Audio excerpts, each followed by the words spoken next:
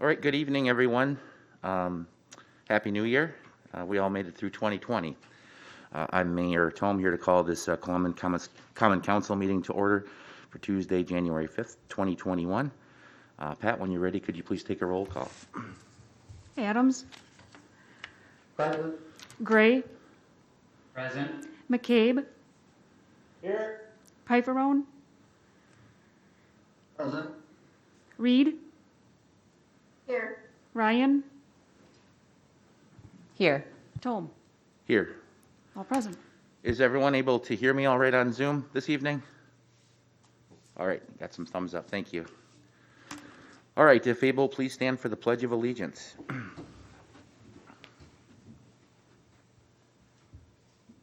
I pledge allegiance to the flag of the United States of America and to the republic for which it stands, one nation, under God, indivisible, with liberty and justice for all.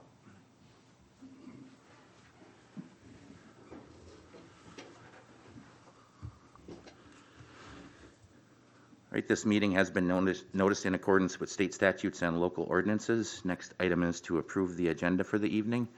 Unless there's any alterations or deletions, I'll take a motion to approve the agenda as presented. I'll make a motion to approve the agenda as presented. Adams, second. Motion from Ryan, second from Adams to approve the agenda. Any discussion on the motion? If there's no discussion, all those in favor, please say aye. Aye. Aye. Aye. Anyone opposed? Agenda is approved. Move on to correspondence and communications. I don't believe we have anyone signed up this evening for the regular meeting. We do for the committee of the whole meeting. Move on to the consent agenda. On the consent agenda this evening, we have the council and the committee of the whole meeting minutes from December 15th, 2020, as well as applications for operators licenses for the term of July 1st, 2020 to June 30th, 2022. Had 3 names in the packet: Derek Grubbs, Michelle LaChance, and Christine Seidow. Any questions on the items in the consent agenda? If there are no questions, I'll entertain a motion to approve the consent agenda. Adams moves to approve the consent agenda. Gray seconds. All right, motion from Adams, second from Gray to approve the consent agenda. Any discussion on the motion? If none, all those in favor, please say aye. Aye. Aye. Aye. Aye. Anyone opposed? Motion passes. Thank you. On to new business item number 1. Consider and take action on resolution 1-21, the Dodge County Hazard Mitigation Plan. We did discuss this at the last committee of the whole meeting 3 weeks ago. Shake off the cobwebs here a little bit.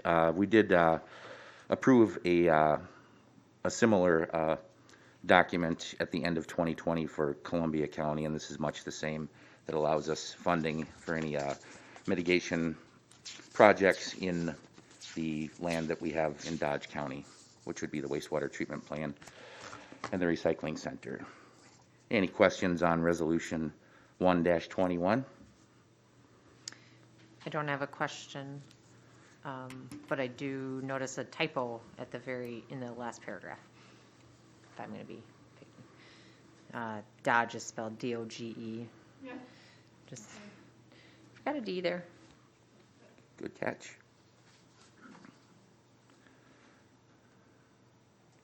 There's one typo above, paragraph above that. Be it is one word. Maybe it's supposed to be, but I thought it was 2 words. All right, any other questions or comments on resolution 121?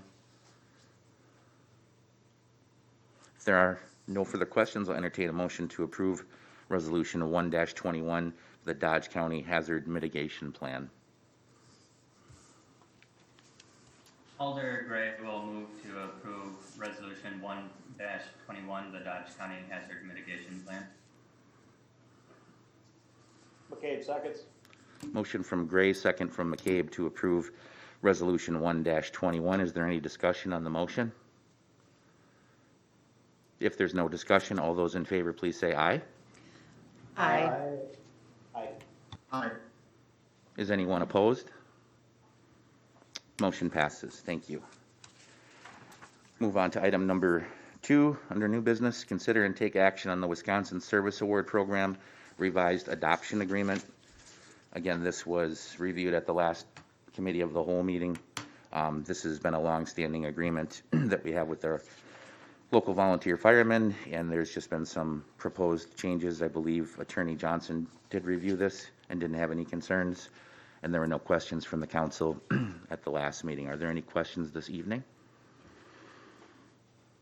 If there are no questions, I'll entertain a motion to approve the Wisconsin Service Award Program revised adoption agreement. Adams moves to approve the Wisconsin Service Award Program revised adoption agreement. Alder Piper seconds that. All right, we have a motion and a second to approve the Wisconsin Service Award Program revised adoption agreement. Is there any discussion on the motion? If there's no discussion, all those in favor, please say aye. Aye. Aye. Aye. Aye. Is anyone opposed? Motion passes. Thank you. Move on to item number 3, consider and take action on the Hibbert Street change order number 3. This was reviewed at the last committee of the whole. We had Jason Leith, our city engineer, to go through all the various aspects of the change order. Gotta get down to that part. The total increase for the change order is $57,317.38, of which the city's portion would be $42,714. That would come from the contingency from the borrowing for the project. This would use less than half of the contingency that we had borrowed to cover any of these change orders. The other two portions would be paid for by the water and light utility and the wastewater utility. We have Jason with us this evening if anyone had any questions on the change order. I see no questions. If there are no questions for Jason, take a motion to approve change order number 3 for the Hibbert Street project.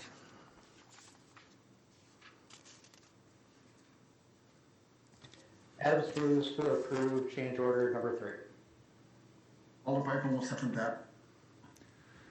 Motion from Adams, second from Pfeiffer on to approve change order number 3 for the Hibbert Street project in the amount of $57,317.38.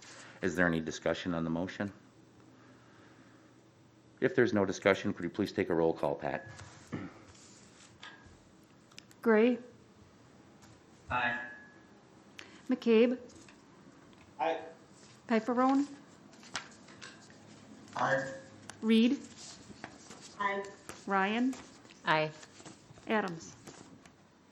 Aye. Motion carries. Thank you.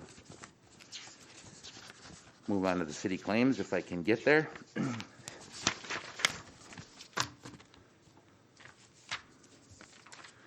All right, number 4, consider and take action on the city claims in the amount of $191,234.71. Are there any questions on the city claims as submitted?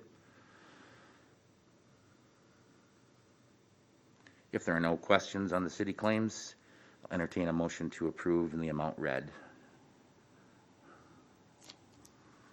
Alder Piper will make a motion to approve the claims in the amount.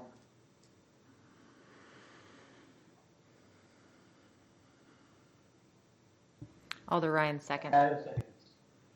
We have a motion from Pfeiffer on and a second from Ryan to approve the city claims in the amount of $191,234.71. Is there any discussion on the motion? If there's no discussion, could we please take a roll call, Pat? McCabe, Aye. Pfeifferone, Aye. Reed, Aye. Ryan, Aye. Adams, Aye. Gray. Aye. Motion carries. All right, thank you. City claims have been approved. We'll move on to report of city officers. I'll turn it over to Administrator Ellison. All right, thank you. Just a couple quick updates as we get into the first meeting of 2021. Tax collections are obviously underway for property taxes. Surprisingly, we're almost exactly on the dot. We're about 50% collected, about $5.9 million we've collected so far. Obviously, most of that is going to go out to other taxing jurisdictions once we do the closeouts.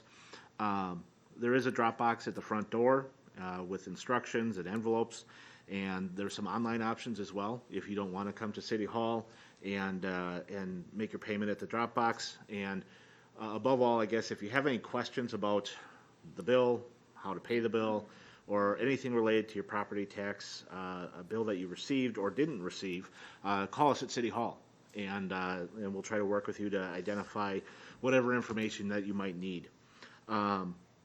Also, being the winter season, it's hard to tell with the fog, but there's snow out there, and so just always a reminder to keep your eye on the sidewalks by your residents, and also the winter parking rules, as we're going to have storms kind of coming through occasionally.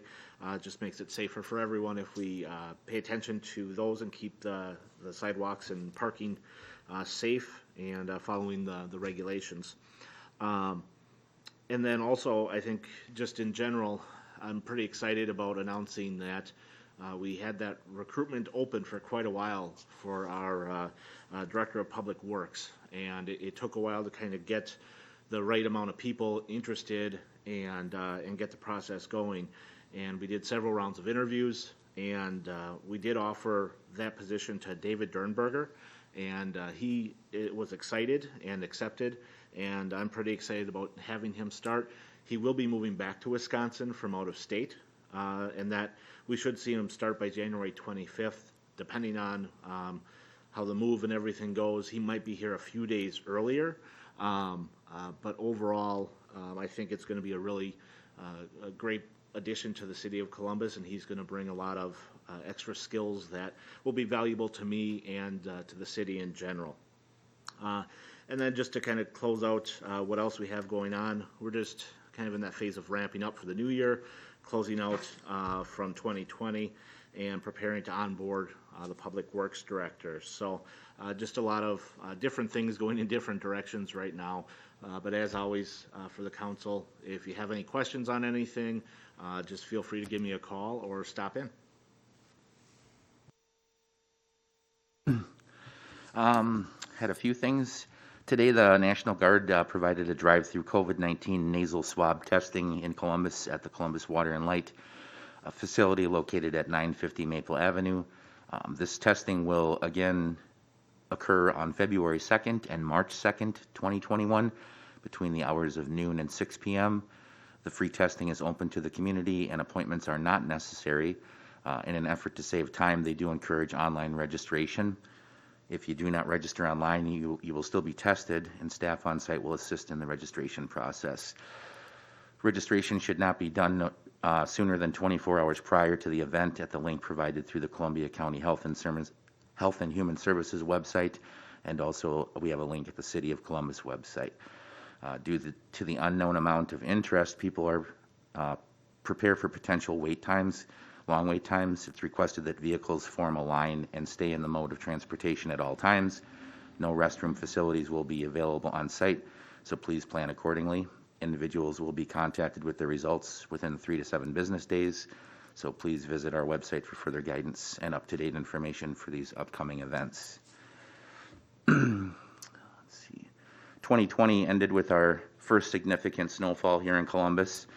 Snow emergency was declared, having met the 2-inch snowfall threshold. Thanks to our dedicated city snowplow drivers and DPW staff, the streets were cleared and the snow emergency was lifted by 7 a.m. the following morning. As we know, Wisconsin winters can provide a wild and unpredictable array of weather events, so thanks to the preparation and planning by city staff, this first snow event went very well. Thanks to all the snowplow drivers for getting the city streets cleared effectively and efficiently. Also, the Wisconsin Department of Natural Resources Urban Forestry Program has selected the 2021 grant year recipients, funding 48 applications and a dollar-for-dollar match. Former DPW Director Zach Navin submitted an application for the City of Columbus before his departure late last year for a $25,000 grant, And we have been informed this week that we are one of the 48 recipients of this grant. This is really good news to start off the new year. This funding will allow us to double our efforts this year in managing our urban forest by continuing with the removal of the emerald ash trees. That's all I had. I'm going to chime in here. Yep. That's excellent Katie? news. Happy to hear that. I just wanted to take a moment to let the public as well as my fellow council members know that I have decided that I will not be seeking reelection in April. I put a great deal of thought into my decision, and I concluded that at this time I cannot commit to an additional 2 years of service. I have learned so much in the past year and a half from the residents, the fellow council members, the mayor, and the city staff here in Columbus. I will continue to serve in my role as council president and as District 1 Alder until my term is concluded in April. And that's all I have. Well, thank you, Katie. It's been a pleasure working with you, and we're not done working yet. We've got 4 months left, so. We'll save the big speech for April. All right. Thank you. All right. Item number 6 is to convene to close session per state statutes 19.85 sub 1 sub G to confer with legal counsel for the governmental body who is rendering oral or written advice concerning strategy to be adopted by the body with respect to litigation in which it is or is likely to become involved. We would need a motion and a second to go into closed session for the reasons stated. Alder Gray will move to go into closed session for reasons stated. Adams seconds. Motion from Gray, second from Adams to move into closed sessions for the reasons read. We need to take a roll call. Pifferone, Aye. Reed, Aye. Ryan, Aye. Adams, Aye. Gray, Aye. McCabe. Aye. Motion carries. All right, we will be going into closed session. We'll be reconvening back into open session to take any potential action and also for adjournment. So, see you on the other side.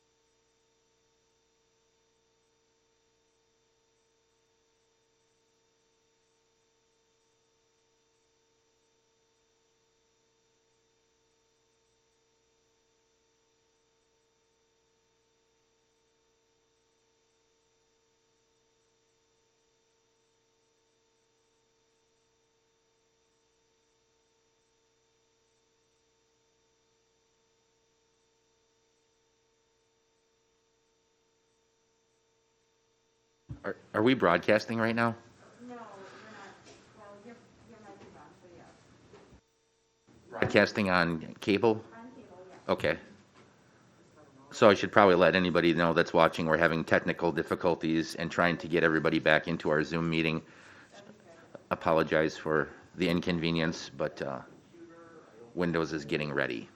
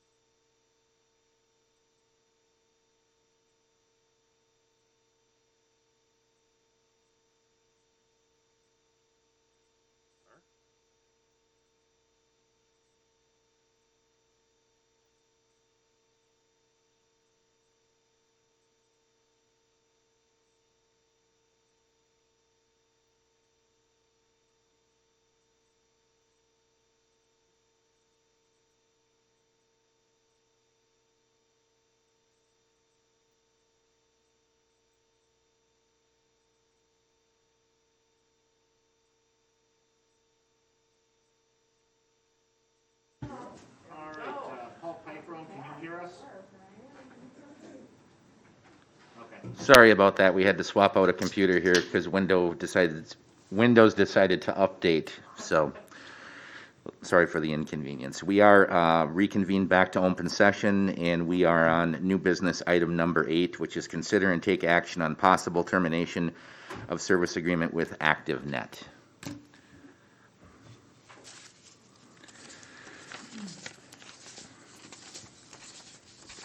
I believe it is the consensus of the council to provide notice to terminate our contract with ActiveNet.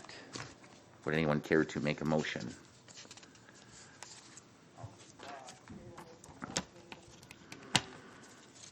Send a letter of notice to ActiveNet to terminate its contract at the end of the current term, January 16th, 2022.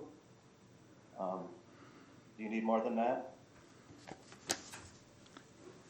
Should work. Adams seconds. Motion from McCabe, second from Adams.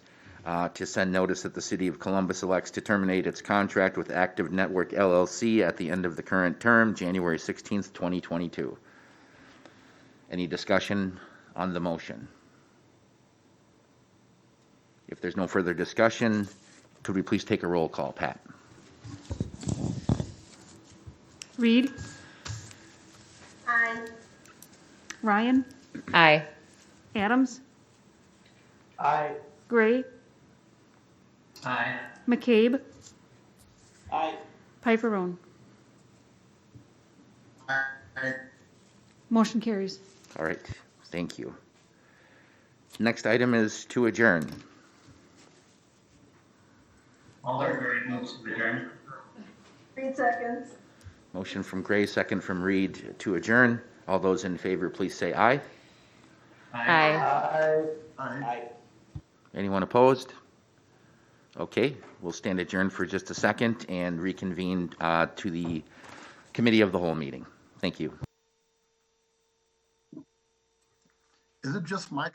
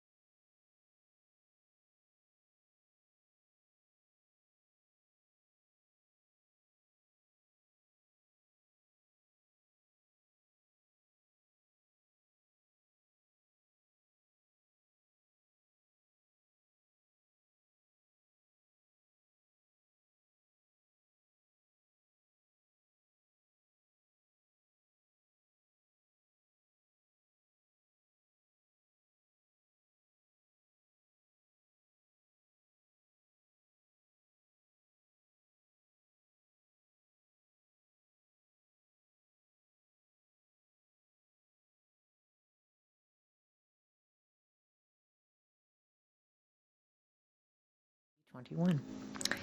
I have the time now as 7:20 PM. Pat, would you please take the roll? Adams, Present. Gray, Present. McCabe, Here. Piperone, Paul? He nodded. Reed, Here. Ryan, Here. Tom, Here. all present. Okay, this meeting has been recognized with state statutes and local ordinances. Number 3, if there are no alterations, I will take a motion to approve the agenda. Alder Gray will move to approve the agenda.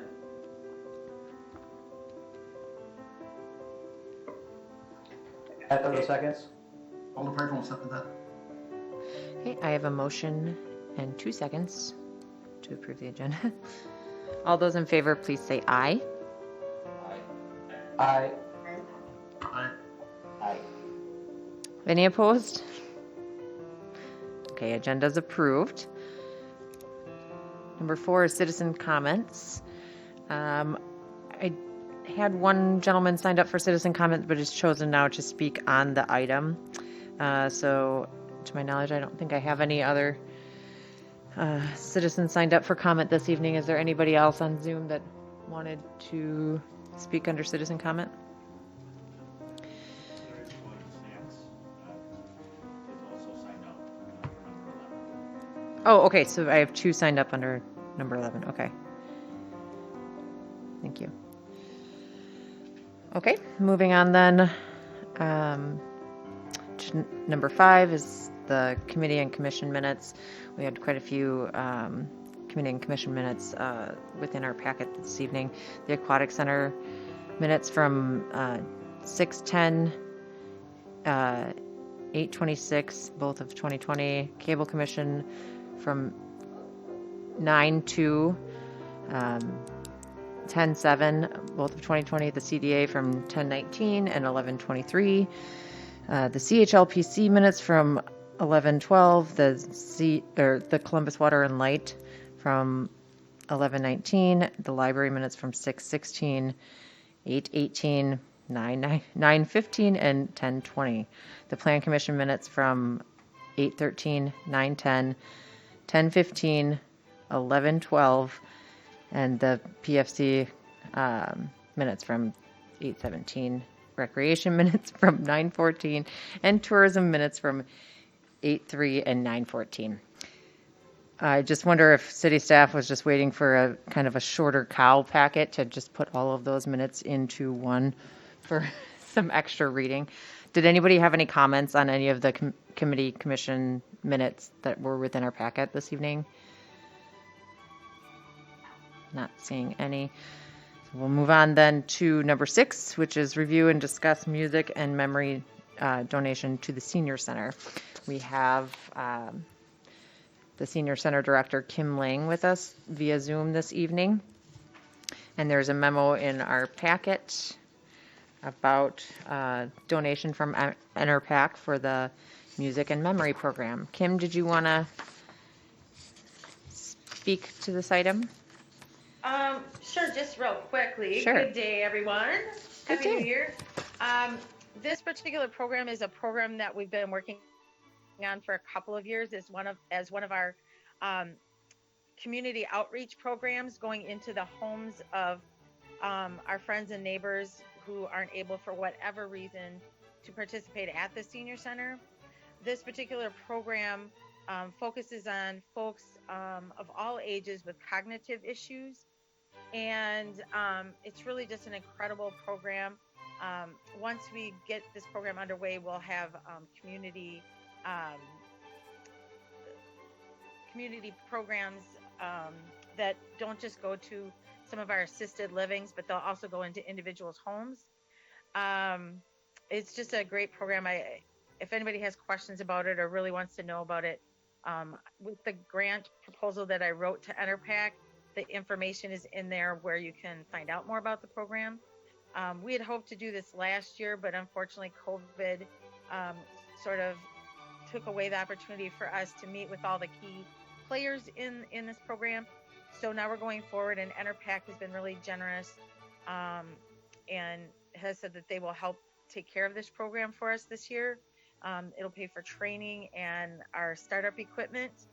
Um, and we have other donations that'll cover not just this year, but into next year. Really, the only cost to this city would be my time. So it's a great opportunity for us to do some things for people outside of the senior center building. And we're just really excited about it. So we hope that you like the idea and you approve this donation. Thank you, Kim. Yes, that was excellent just to kind of read about that, and thank you for putting the memo together. That's very exciting, and I look forward to those times outside of COVID where these types of programs can thrive. But I wonder what, does council have any immediate questions for Kim or initial thoughts? Trina? Reed is very excited that this wonderful funding program that we heard about last year is going to come to fruition, and that now there's an additional grant that's going to fully cover it for over a year. It's wonderful. Absolutely, I concur with that. That it's looks like a totally worthwhile endeavor. Okay. Does anybody have any specific questions for Kim, or do we have a pretty general consensus to move this forward? I would assume so. All right, wonderful. So, all right, Kim, thank you very much, and we'll move this forward Thank to you. the next regular meeting for approval. Okay. Next up on the agenda is number 7, is review and discuss the Butterfly Garden Volunteer Park MOU. And for that, we have Matt this evening, Matt Schreiber, Community Development. Good evening. So you can see in the memo that I put together that really the need for this item on the agenda was that the layout for the park had changed from what council previously reviewed. So it kind of started a process of, well, maybe we need to reconsider the MOU and at least make council aware of the changes that were made to the park. So, you can see in the packet on the second page of the packet that was submitted, it's kind of this figure 8 shape, which is drastically different from what was approved when we signed the MOU back in April, of more of a square shape. I will say that the changes may be improvement to the site, but it is a little bit concerning when the changes weren't communicated with city staff, and it didn't appear that they were communicated with the Oddfellows organization before they made these changes. So based on that, in the packet, or in the memo, I put that moving forward, just to kind of reiterate that this is city property and we need to be notified of changes, that there a few items, and then I'll open it up for discussion. One is, having some sort of 2-week written notice if they need DPW equipment or staff assistance. I always feel like DPW's time and equipment is a valuable commodity, and I just want to make sure that they're respectful of that and give us proper notice. Any tree removal will need to meet the shoreline buffer vegetation removal replacement permit from Dodge County. This will make sure shoreline zoning is met. Because you're along a river, you can't just go and remove a bunch of trees. You have to do it in a manner that meets DNR requirements. And then any changes moving forward need approval from council before they happen. So really, I wanted to make council aware of the changes and just have a discussion on how this partnership will develop moving forward. So I guess with that, I'll open it up for any questions. Alder Gray. Just one question. It seems like all parties involved weren't aware of the changes, so where did the changes come from? Who made the changes if neither the council nor the city staff nor the Odd Fellows knew of them? It to my understanding, it was the project team that planted the butterfly garden. So I don't know who, I don't know all the parties that were involved on the project team. I know a few of them, but it was the team that was down there that was doing the seeding. So I think what you're trying to say is that maybe it might have included some of the Odd Fellows, maybe, and some other organizations, but it wasn't formally discussed and approved at one of their meetings, is what you're That kind is of my alluding to. understanding, yes. Okay.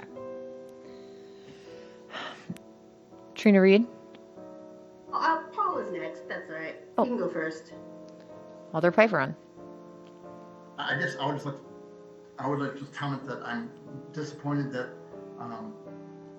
somebody without, communicating anything to us, the city, or even amongst the Odd Fellows themselves, did a sort of random change that was not approved. And I just looked at number 2 on this list, any tree removal allowed. How are we ensured that one person's not to just go randomly take out a tree and then beg for forgiveness afterwards? I think we need to sit down with them and make sure that there's a true list of hierarchy and what, and a true list of rules that are supposed to be followed with this, and it can't just be done. Thank you, Paul. Alder Reed. I'll agree that the tree removal issue needs to be stressed, that it's, more of a legal requirement for them to get permission. I do have to say, I love the new design. It looks like a professional garden. I'm a little concerned about the feasibility. I'm wondering if the plan is for a gravel trail right away, and wondering who is going to do the brickwork for the center. It looks awesome. I'm just wondering how it will be made real. Mayor Tome. I'll need to speak on this a little bit. The figure 8 map that's in your packet was handed to me several days after the seeding was done down there, and I think, as Matt had said, my understanding is that there's kind of a work group or a subcommittee of the Odd Fellows group that was kind of taking care of this project. I guess the reason we have to have this conversation as a council is that if these plans change, we had an MOU with specific language in it that said an agreed upon area, and then if the project changes, while it's being installed, what does the city council want to see as far as formality when we're working with a civic organization like the Odd Fellows on a project like this? Because ultimately it is a city park, it's city property, and this is a donation that the city is receiving, and that there needs to be, from my opinion anyway, some formal understanding. In a few of the meetings that we had on site prior to this planning, I did reiterate the fact that we needed to have an updated MOU or some formality brought before the council so they understood the projects that they'd like to be involved in. When you look at the mock-ups, even the old mock-up that we had for the site plan, there's a lot of things that are included in there that we really maybe don't have an MOU to reflect. The trails, as Trina said, it's a good point. Who's going to be responsible for installing the trails? And if this turns into a situation where, they're going to be relying on the DPW staff to do this, we need to know that up front, and there needs to be some formality to all of this. I agree. Trina, thank you for bringing up that point, because I remember initially we were not planning on adding a gravel path immediately, or So that's a very valid point. So when this garden begins to grow and if it grows into this trail space and beyond, now we may have some issues. And then also for bringing up the bricks there and who's going to be funding and installing those as well. I will say, again, like Trina also said that I do love the design. And instead of calling it a figure eight, I'm going to call it a butterfly. Because that's what I think it is kind of supposed to be alluding to. But yeah, I mean, those are all excellent questions, and I just hope in the future that the city can work with these organizations in a more structured way. I see Alder Adams. Did you want to speak? Before we move on from this, would we, just building off of what everyone else said, would we be out of line for asking the Odd Fellows what their plans were for who's gonna do the bricks, who's gonna do the gravel, you know, at what time were they thinking of doing it, and just trying to get down to the nuts and bolts of this, just so we have a basic idea of moving forward, rather than having a hodgepodge of, okay, Odd Fellows are gonna do this, and then, oh, just so we have a basic plan of what they're thinking, so that we understand what's going on. Thank you. I think that's an excellent idea. Mayor Tom, did you want to speak to that? Yeah, Pete, I think to your comment there, you know, this new design was handed to us after it was implemented, and I think what we need to reiterate is that there needs to be, I guess, somewhat of a master plan that the city has to develop that site. I mean, we have this field right now that we're working on, but I think we've talked about the potential to do this in phases to connect a trail possibly from here up to the recycling center. I know that some of the Odd Fellows have been down there looking at that already. I think the problem we're facing here is there's a lot of really good ideas and a lot of, you know, visions for this area. I have hundreds of ideas, but we need to have some consensus between the civic organization that wants to volunteer and help develop that site and the city, and we need to find the correct mechanism to have a master plan to consider amenities that can go into that master plan, because the city's going to have to accept those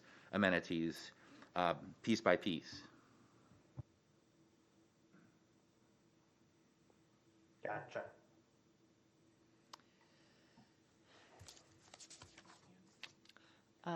Alder Gray. Yeah, I think really the big thing is all of us think it's a great idea, but we did it the other way for a reason. And a lot of that was for cost and to just make sure that we could evolve it as time goes on and that it was safe from erosion over the year. Like, what all did they accomplish to make it into this instead of what we discussed before? And where's the money coming from to do all of this? I think those are the biggest questions. Like, who's paying for it? Alder Reed.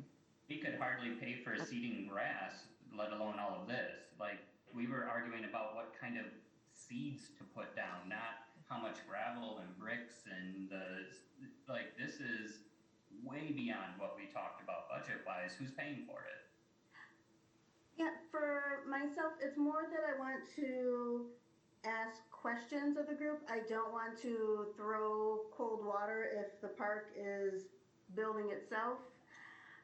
It is possible that the gravel will be donated and the bricks will be donated. I think more of our cost will come up with unexpected maintenance.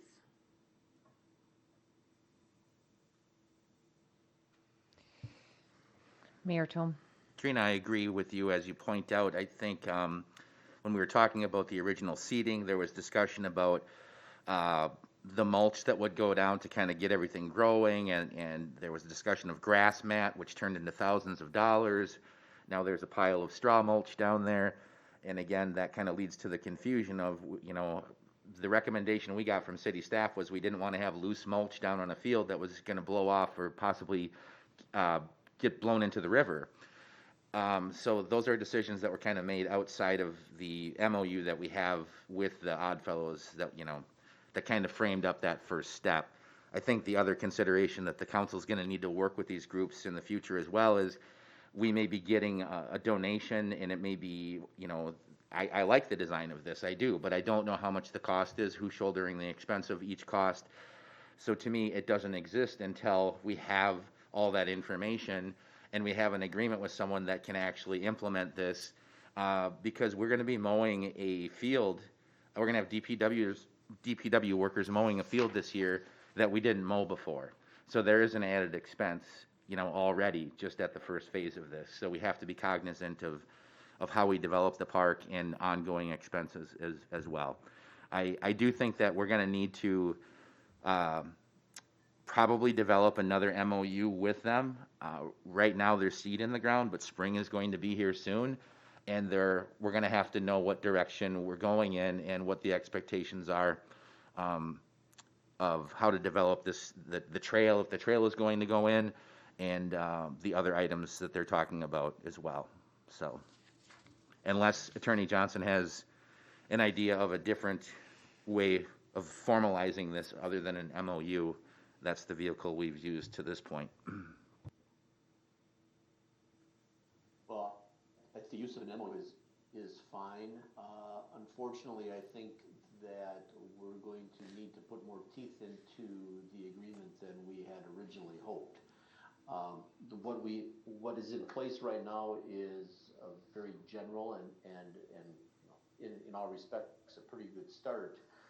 But with what's happened with this new design and everything, I agree with Matt with where he's going, is that the city should put some additional language into the existing agreement and basically express, I'm not sure to whom, but to the Oddfellows at least, that we need a little bit more accountability and less flying by the seat of your pants as this goes forward.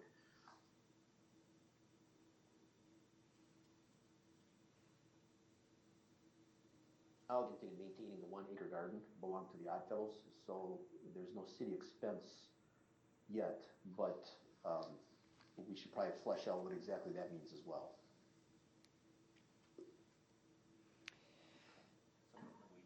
Thank you, Paul. So I guess I would imagine most council probably agrees that we've got to tighten up that language in that MOU, and hopefully moving forward, we don't have any more run-ins like this. But I also think that we are just going to have to get some questions answered too. Perhaps as Trina alluded to, perhaps they have a plan to pay for these additional items. Certainly would be grateful if they did. I think most of us really just want the rest of this process to go much more smoothly. So hopefully we can just tighten up that language. Mayor Tome. Well, one more comment I wanted to make, just not specifically about this project, but I think it's a good example to at least begin the conversation. I think it's great to work with civic organizations and different partners and community groups. They volunteer a lot. They make donations to the community. But the one thing that I've talked to Matt and Administrator about recently is having a bit more of a formality on the other end, whereas someone can come into the city council and say, I'd like to donate $1,000. It can be an individual, and for an individual, it's maybe a little bit easier to say, here's a check for $1,000, and here's what I want to donate it for. But when you're involving a civic organization that, you know, should have some structure, they have meetings, we should be asking for those minutes to be sure that that civic organization understands what they're involved in. If there's a signature and there's an MOU, it shouldn't just be one person from the organization, in my opinion. And I think that would definitely help with the communication between the city and partners on projects like this. I would agree.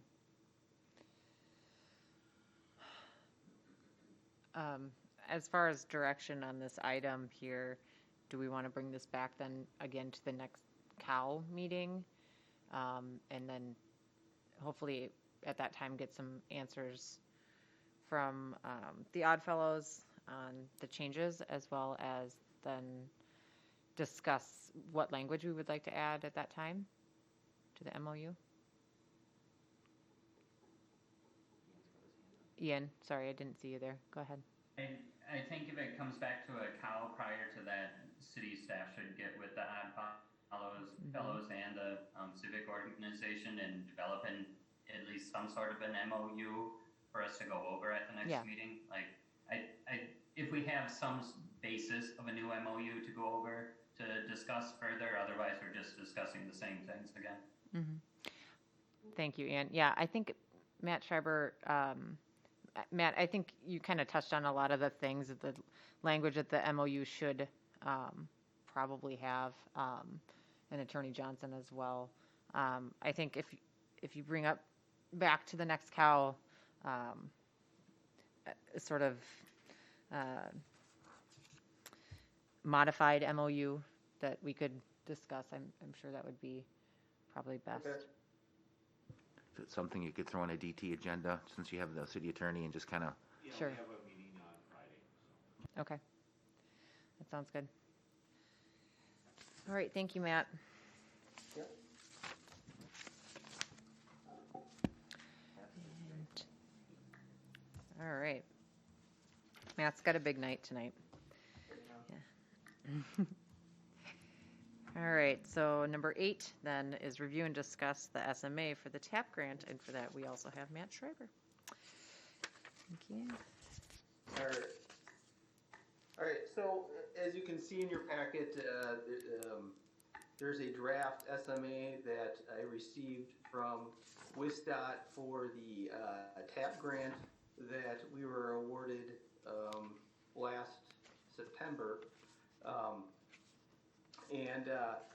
Basically, the SMA details really the project expenses and how they're shared between the city and the state, and who's responsible for which costs. As we discussed when we supported the grant application back in it was the March of 2019,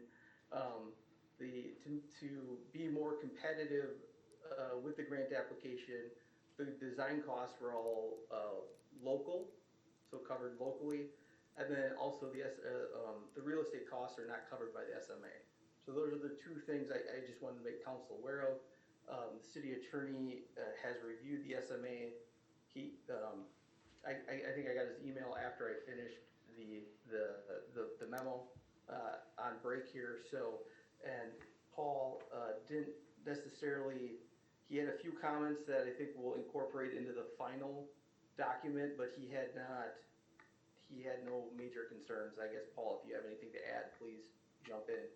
But that's I agree with what you just said, Matt. The only question that I have is because this is a DOT project and the city is going to be responsible for any real estate acquisition, that generally turns out to be a much more complicated process than if we were just not having to deal with the DOT. So that's the concern that I have right now, is figuring out exactly what the city's role in that is going to be. Other than that, I was fine with everything else.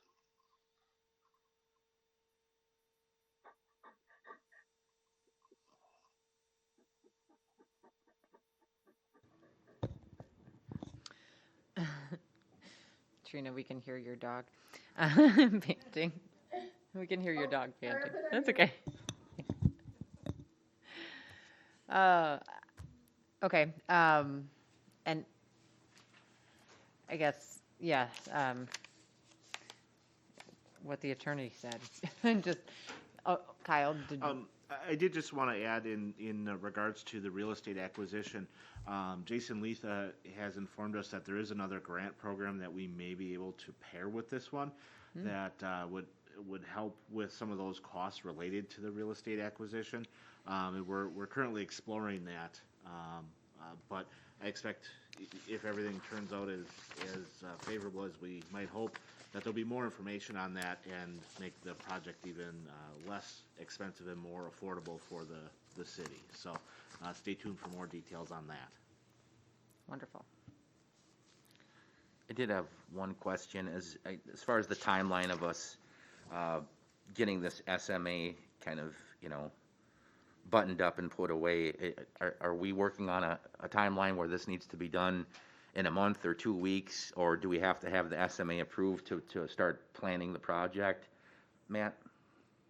I was not given a strict guideline. I mean, I was given it basically right after the last meeting. Like literally, I think I got it the Wednesday. Well, actually, I think I got it the Tuesday of the last council meeting. So I just put it on the next council agenda just to get it approved. So if this went to the COW another meeting to get some of these answers or some of these questions answered, I don't think it's going to push the timeline back for DOT, or we're going to get, we're going to have the funding in jeopardy. I'll put it that way. They have not given me a drop dead date. I just obviously prefer to have it addressed as soon as possible. Sure, I agree. But if there is any language that Attorney Johnson wants to try to introduce, or, maybe we have to bounce it to the state and they say we don't like that, or they don't care, it's probably worth trying to do that and make sure we do it right if we're not, up against the wall or any, tight timelines, I guess. We have a couple years to complete the project, as well, so. Yeah. By 2026, so. But I'd like to keep the wheels moving as well. Yep. Okay. Any other questions for Matt?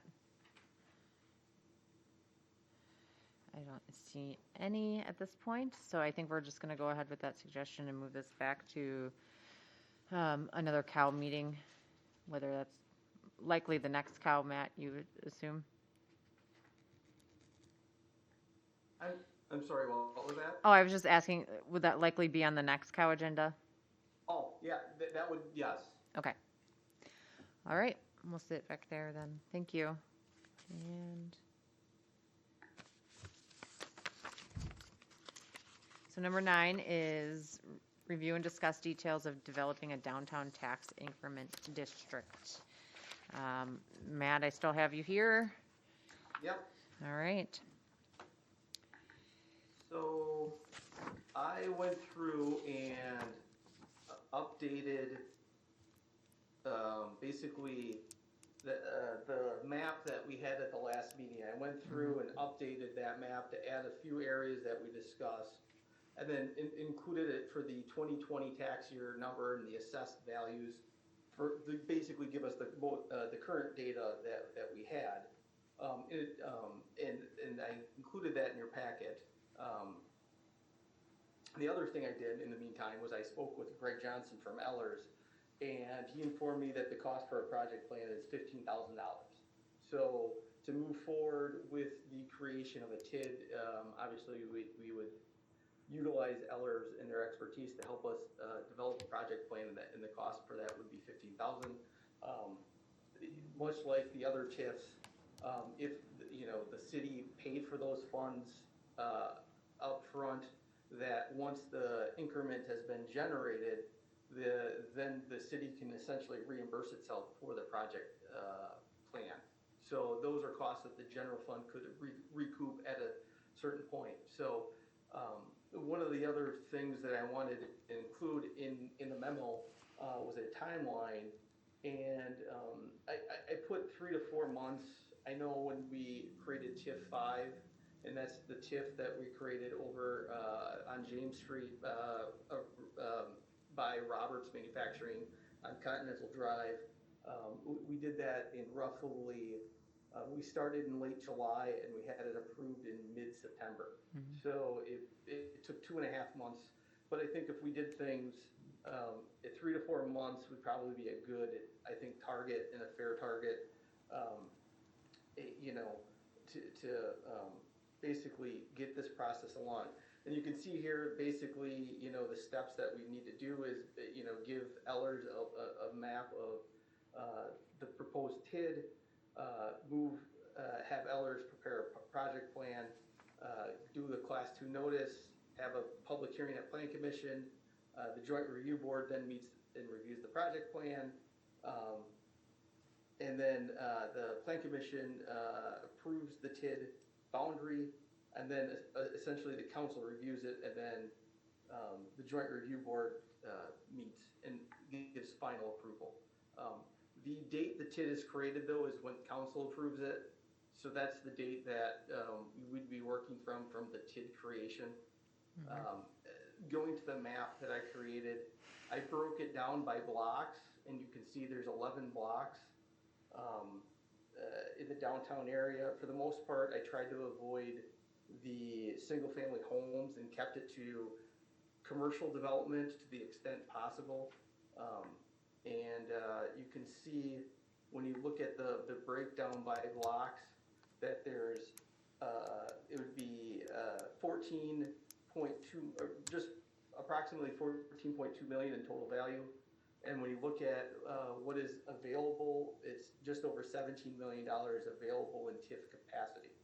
So, and I know I said at a previous meeting that even creating the downtown TID would take up most of our capacity, but in 2 years, TID 3 will expire, which means 20 some million, I think it's $24 million of TID would go, or TID funds would go back to the city. So really, we'd be limited for the short term, but long term, I think we'd be fine with the creation of a downtown TID.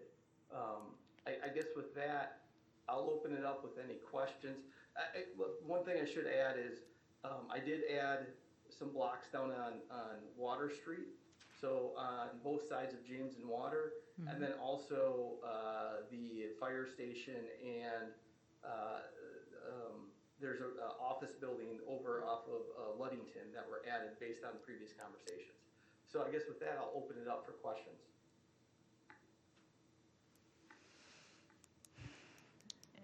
Ian Gray? I don't have any questions, but I think the way you revised the map and included the additional properties is perfect. I'm 100% for it. I think it's awesome. Thank you. Mayor Tome? Yeah, I don't really have a question either, Matt. I did have a question about the capacity, and you answered that already. And I think it's just most important to just get this started. And if the TIF had to be amended or possibly create a different TIF downtown to work with this in a couple years, I think the most important part is just getting it started. So I'm okay with the map the way that it is right now. This was something I talked about when I first ran for city council 8 years ago as a downtown TIF. So to see this coming to fruition and actually becoming a reality, I think is really good for the city. So thanks for your work on this, Matt. Alder Reed? Yeah, I'm going to concur with the mayor. One of the main things I wanted to improve when I joined city council was to find a way to give some incentives and improvements to the downtown district. So I'm super excited that we finally have a way to put some incentive out there.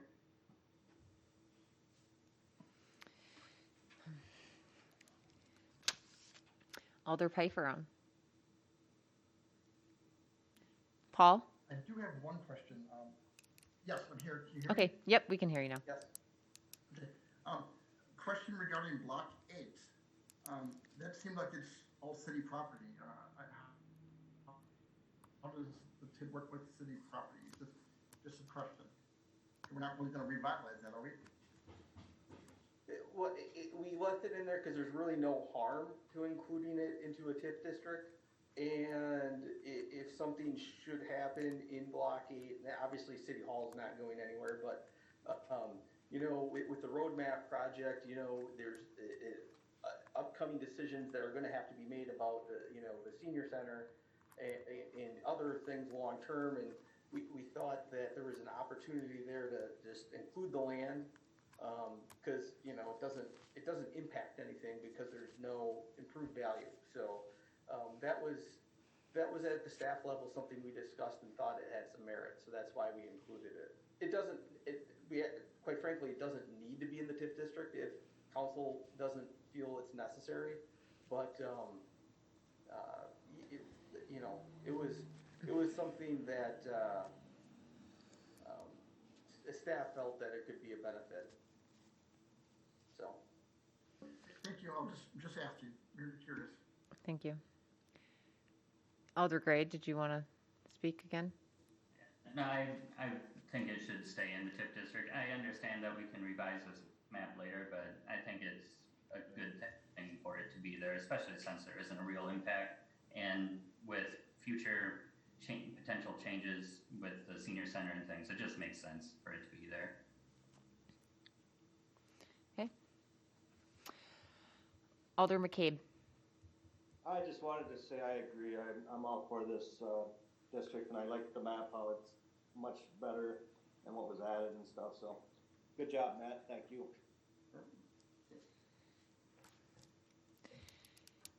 Yep. I'm very excited about this as well, and I think the mayor and I both would really like to get this done before April. So I think I'm okay moving it forward. Sounds like the rest of you are too. So wonderful. Thank you, Matt. You're welcome. My pleasure.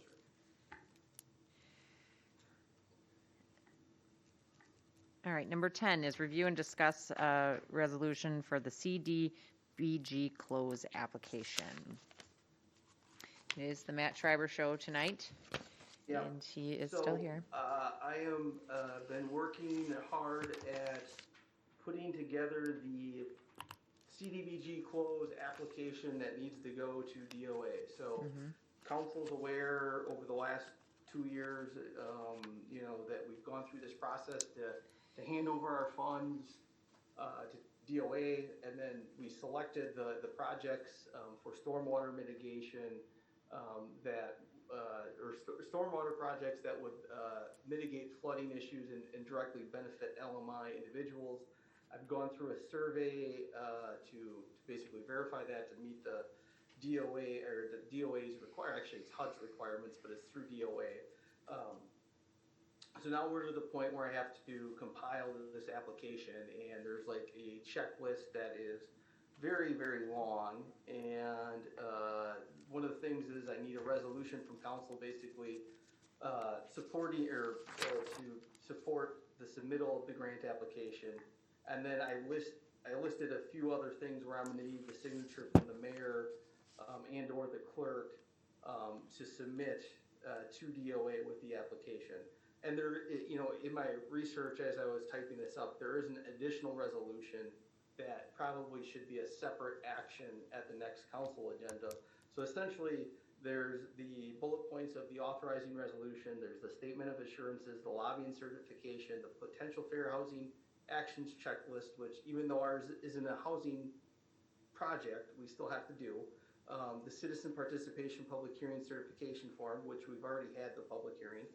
And then we have to have a resolution for the policy for nonviolent civil rights demonstration, prohibiting the use of excessive force and barring entrances and exits. So these are requirements that we have to complete, and they give us basically either sample resolutions or forms.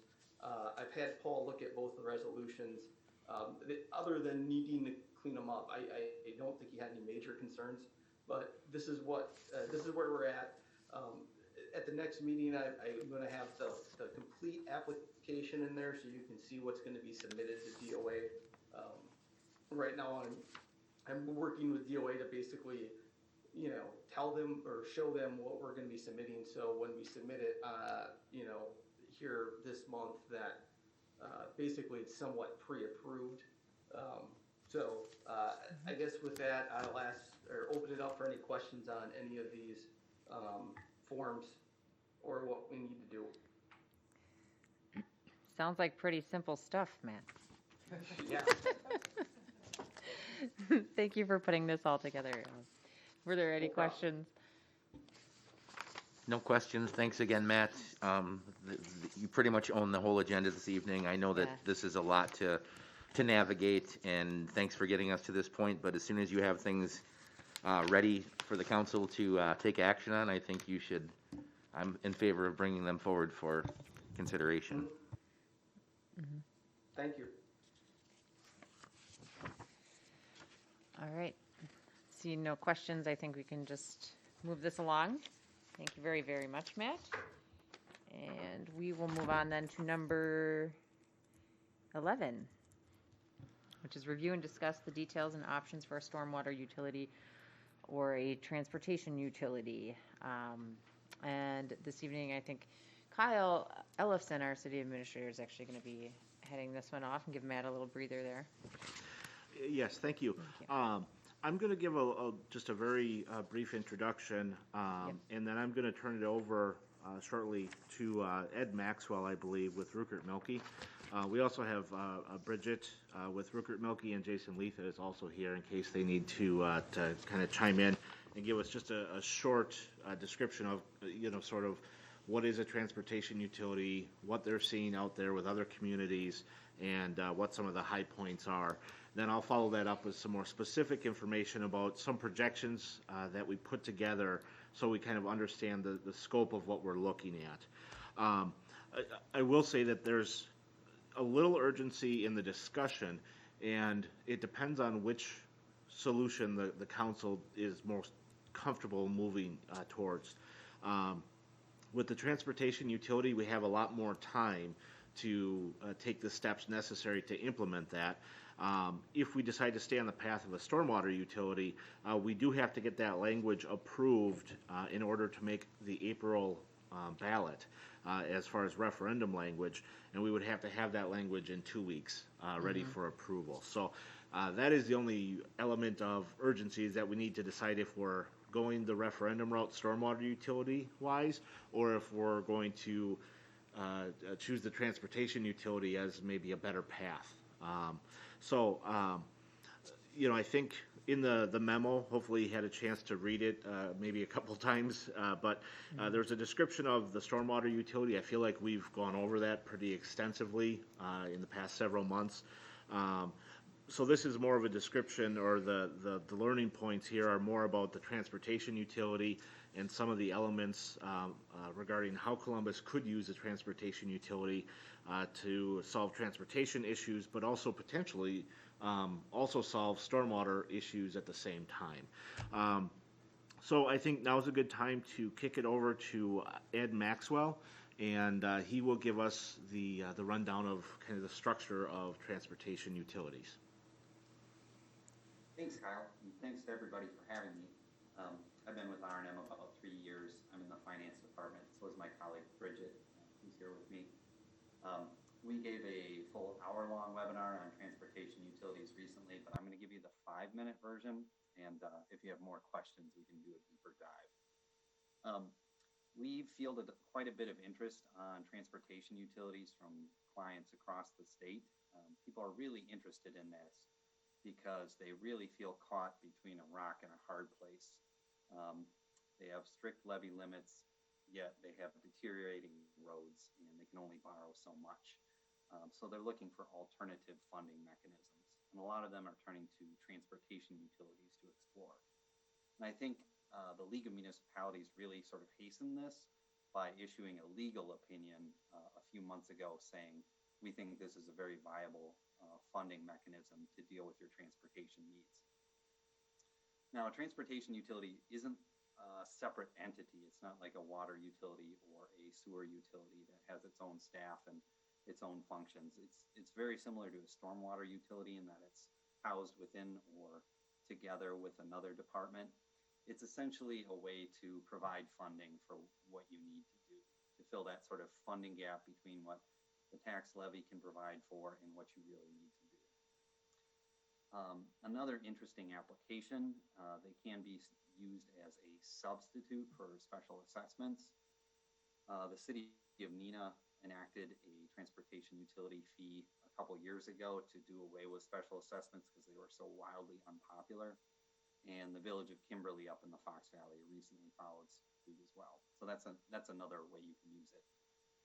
And these fees can cover capital expenditures, and they can cover O&M expenses as well. They're not nearly as limited as some other funding mechanisms that you can come across. Grants are generally very targeted, and they're also a one-time use, whereas these are an ongoing source of revenue for you. And in terms of how you set up the fees, there are a lot of different options. The most popular one seems to be based on estimated traffic by land use. So you assess a parcel based on its land use and come up with an estimate for how many trips would come to and from that piece of land to get an estimate for how much does it use the transportation system available. And from there, these fees would go on a utility bill. Developed parcel, just like water and sewer charges. So they're definitely not a tax. They're separate and distinct from taxes. And with any funding mechanism, there are pros and cons. So I think there are a distinct number of advantages to going this route. The first is that anyone can set these up. Any municipality can set one up.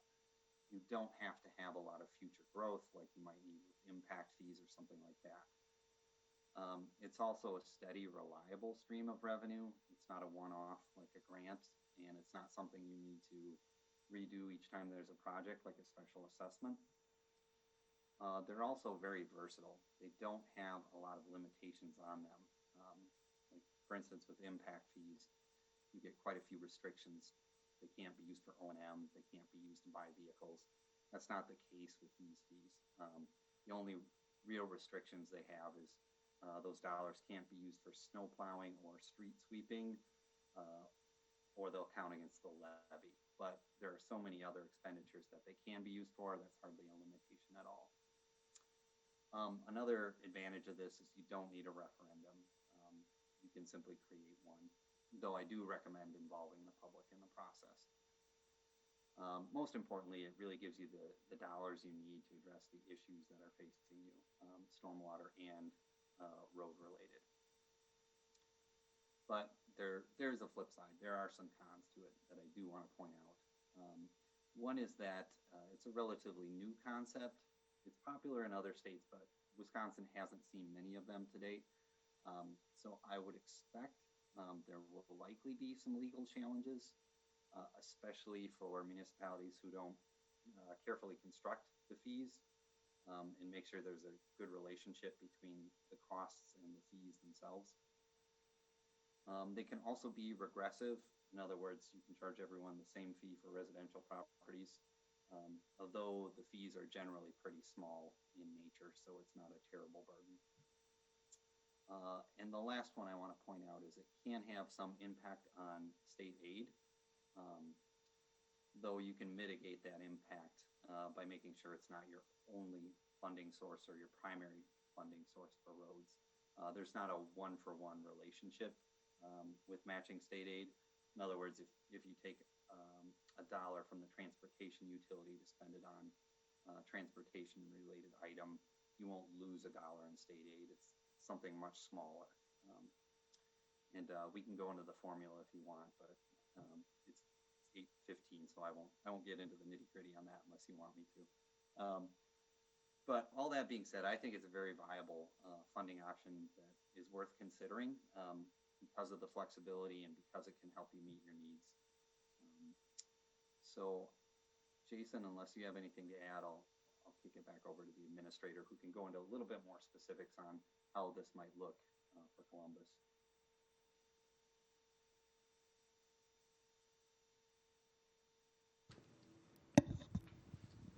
I did just want to ask at this point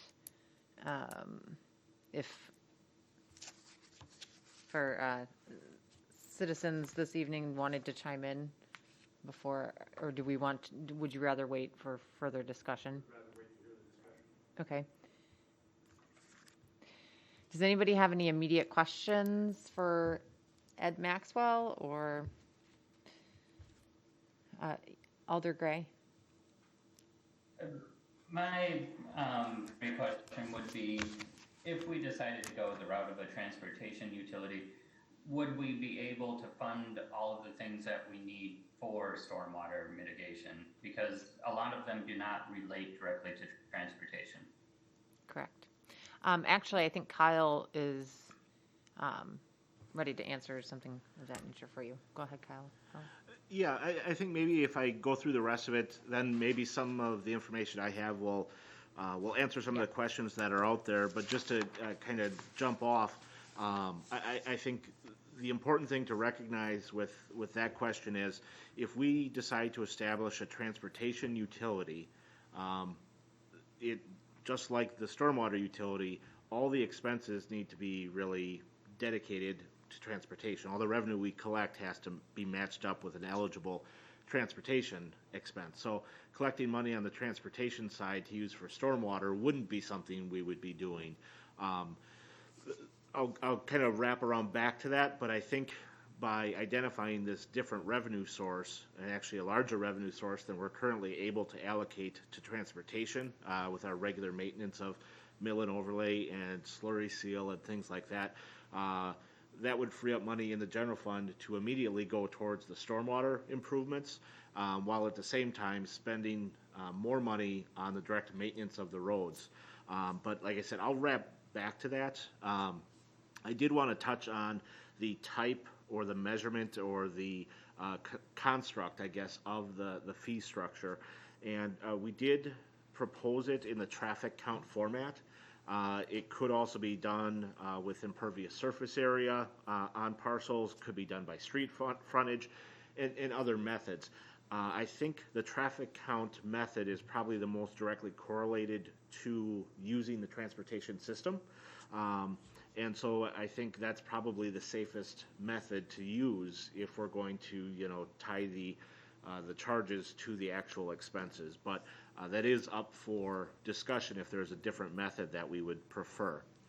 I think some of the considerations that you have to look at, there is the special assessment element there, that you can go years and years and years without paying a special assessment, but when it's your road that gets redone, you could suddenly be subjected to hundreds of dollars or thousands of dollars of special assessments. This would eliminate that potentially, and would also give you the flexibility to look back a certain amount of time to people that have recently paid special assessments, to say there would maybe be some kind of forgiveness period to recognize if you were in the past, say, 3 years, 5 years, 10 years, had paid a special assessment, you would get some sort of reduced rate moving forward for a certain number of years. So that's something that can be incorporated, so eliminates maybe the pain of special assessments and spreads it out over a larger group, so nobody at any one time is paying such a large assessment, but also recognizes that if we're switching methods on funding road construction, there should be some consideration. I think that the state aid is an important thing to understand. I'll get into the numbers just here in a little bit. There is a very complicated formula. It considers a lot of things. And so worst case scenario, if we took the money that we are currently spending on mill and overlay and slurry seal and just spent it on something completely unrelated to transportation or any other eligible expense, say we decided to put a new roof on City Hall, that none of that money is going to be allocated or considered in that formula, and they do it on a 6-year kind of rolling basis. So if we found a different use for that money for all 6 years, based on the current numbers, we would be looking at losing about $17,000 a year in state aid. But things like stormwater, the capital expenses are often able to be included in that formula. So there's a potential, if we plan the expenses right, that if we increase our spending on stormwater related things, that some of that, maybe 65% of that, could be included in the formula and would reduce any state aid we might lose. So I think that's an important consideration. One other thing, sort of on the flip side is, when we talk about the transportation needs that we have, and we look at what we think the total stormwater needs we have, I think the transportation infrastructure, just maintaining it, probably outstrips the amount of resources needed for some of the stormwater improvements. So there's a greater infrastructure burden on transportation-related infrastructure that we currently have and need to maintain versus what we think the potential stormwater improvements are. That being said, we're not trying to fund this at 100%. I think historically we've used $500,000 as what we'd like to spend sort of on average each year. And that ends up being a very difficult threshold to meet. It's only with large projects that you have to borrow for that you're really able to get up to that dollar amount. So the utility, as it's designed here, and it can be tweaked, isn't designed to fund 100% of the road costs. It's about 50% is the number that we selected, but basically you could peg that number at anything you wanted, and then the rates would be sort of configured accordingly. So I did send out a very kind of back of the napkin calculation, and so everyone should have it in their email. And so I just wanted to run through just a little bit of what I'm showing in there, and then see if there's any questions on it, and then we'll kind of wrap back around here. As you can see, what we did, or actually I mean to give credit, I think Ed did most of this work, but we took the parcels we had and the types of parcels we had, and the number of units, the number of homes, and the number of commercial businesses.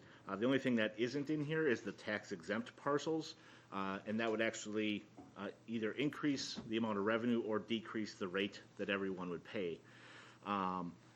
But essentially, that's how we figured out. And then there's a manual that's the Transportation Engineers Trip Generation Manual, 8th edition, in case anyone has one at home. And it goes by different classes of uses, basically. And through some sort of statistical method, they came up with numbers that you can then apply without every individual community doing a study about how their residential units perform with daily trips compared to other places. It's something you can rely on. It's scientifically based, but relieves you of that burden of having to actually go through a study on your own. And so through applying the number of trips per parcel per use, essentially, they come up with a total number of trips per year, and then they figure out how that correlates to the cost per year or your need for transportation spending, and then it comes down to a fee per 100 trips. And you can kind of extrapolate that out then over the year and figure out what your annual cost and what your monthly cost is, not including the nonprofits. You can see it's just over $6 a month for a residential unit. And then the commercial and industrial, each would be individually calculated based on what their size, their characteristics, and they would be put into a use category based on that manual to determine their actual fee or actual charge. And so there is, some of the information in here was data that was generated, I think, in 2011, and I think it's been sort of moved forward with some anticipated expense increases. So we kind of, if we were going to spend $500,000 before, 657 might be the right number now, based on inflation and how costs increase. So that's kind of what we're looking at for most residential users. In this format here, it would be about $6 a month. And what that would net you at the end of the year or collectively through the year would be about $328,000, which if we dedicated that to projects like a combination of mill and overlay, slurry seal, and then also setting some aside for larger projects and special assessments, you could accomplish a significantly larger amount of work, either directly or through leveraging borrowing, because you could essentially do twice as much borrowing if you're spending or collecting twice as much revenue to pay for it. So that's kind of the structure of how it could work. Again, these numbers could be moved around as far as what percentage of the total need you want to fund. And then as it relates to stormwater, I think the important part is that the stormwater, we would be able to then take the money that normally comes out of the general fund for the transportation expenses now and quickly put that into stormwater improvements that I know Parkview, they've communicated they have a desire to see some relatively simple improvements, and so we might be able to accomplish some of that work in the next several years. Looking backwards, I think it was about $85,000 to open up the Second Ward Creek, and so if you look at projects of that size and what you could accomplish in several years, you could have a significant amount of work done on stormwater. At the same time, you continue and increase your transportation expenditures. So I think if done correctly, it could be a win-win on both sides, stormwater and transportation. And I think when you look at the feedback that we've gotten on residents or from residents, flooding is always a concern and is an important issue, and we certainly want to continue making progress in that. But I think when you look at the information we have from 2009, 2011, even during the 2050 plan, what people say about their desires for transportation spending and improvements on the roads, and even their willingness to pay extra to fund more improvements on the roads, I think the residents have over time made it clear that these are priorities and they're willing to pay for something. And I think particularly if we can guarantee what we're collecting is going right for that cause and can't go for anything else. So that's the information I had, and I think now is if there's any questions for me or any of the Rupert Milky staff. Thank you, Kyle. I just wanted to start off and say thank you for putting all this together. It's very helpful. I guess I was struggling with the idea that we would have to put a stormwater utility, explain the stormwater utility referendum question to the public so quickly at this point. And I think, although this doesn't directly address stormwater, I think anything that you can do to fund these issues that we face as a community in funding, whether it's the stormwater, whether it's the transportation and the roads, is going to be helpful. But I think you're absolutely correct when you state that it really does just depend on the plan process of how the city chooses to spend the money. Obviously, in this case, if utility was created for transportation, it would have to be used specifically for that reason.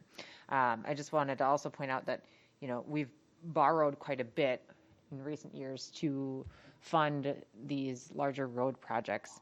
And there's no saying that we could not borrow to fund a larger stormwater project, should the council so choose. So I do think that it's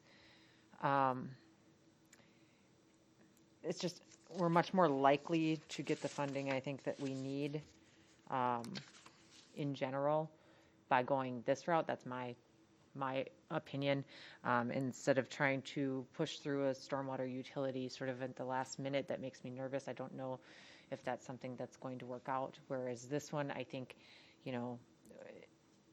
it's sort of easy to identify the need that's there, and then also, create more room in the budget overall for additional needs that I think most of council agrees that we do need. All right, I think Alder Gray, you had your hand up first. Thank you. So I think transportation utility could be a great idea. I do not believe we should be talking about it at the same time as our our potential stormwater utility. It does not solve the problem of stormwater. Saying that we could potentially have more money in the budget to spend on stormwater maintenance if we have a transportation utility is not a logical approach, in my opinion, because the city has not adequately addressed stormwater for a long time. Just because we have more money for roads doesn't mean we're all of a sudden going to start addressing stormwater.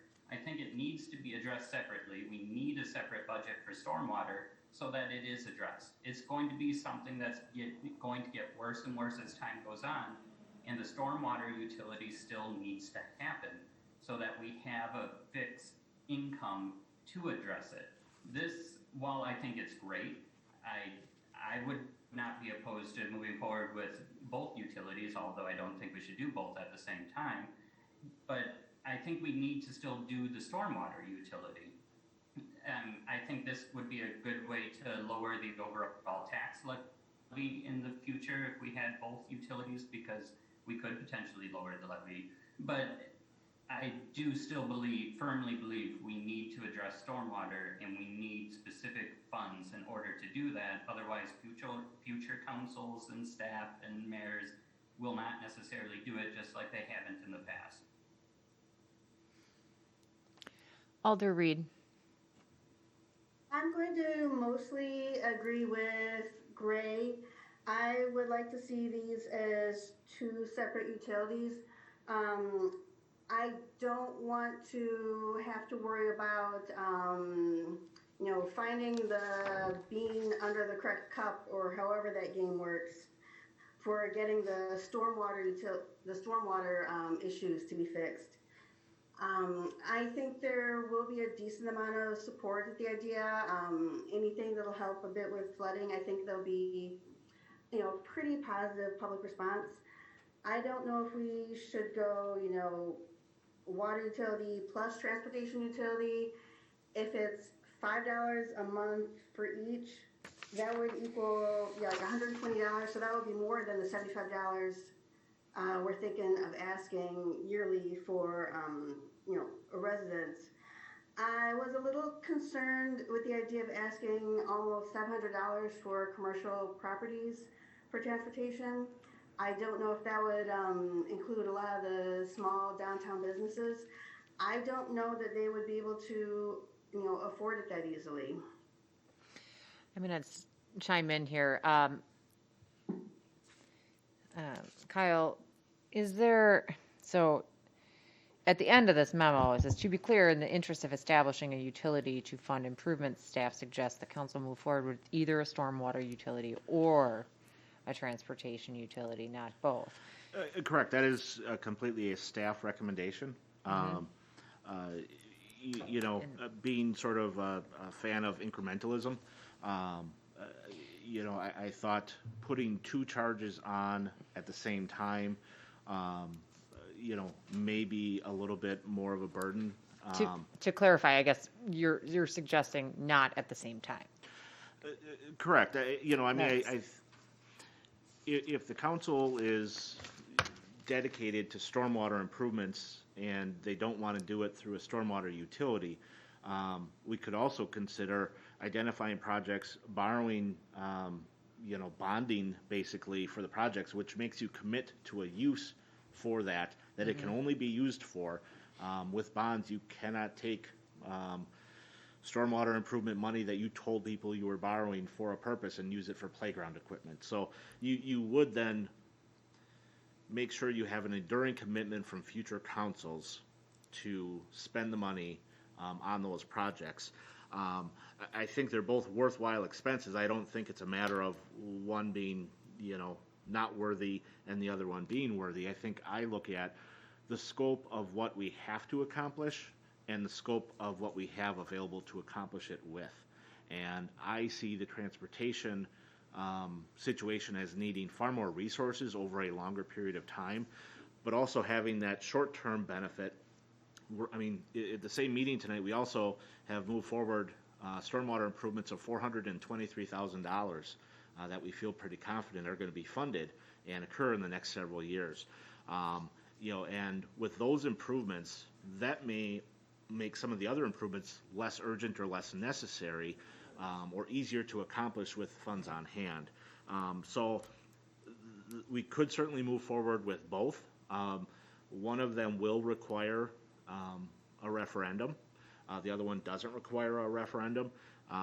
So just as sort of in an effort of staff to try to keep the charge to a single charge, we thought there's the high potential we could accomplish two things with one action and make it a little more streamlined. But we're really open to any solutions. Yeah. I just wanted to clarify if that was, yeah, if you're suggesting you shouldn't do both whatsoever, or if you know, shouldn't do both at the same time. Maybe, I think for me, it's just the challenge of like, April is not that far away. And to be able to inform the entire community about the stormwater utility and exactly what it is and have it go to referendum, that's a very short window of time to ask, you know, to educate the entire electorate. I'm not sure, I apologize, guys, who had their hand up first? I think was it Adams or Miss Reed? Trina? Oh, yeah, I would like to, look into the possibility of putting stormwater on the referendum for this coming April. I think a couple months is enough time to get the message out.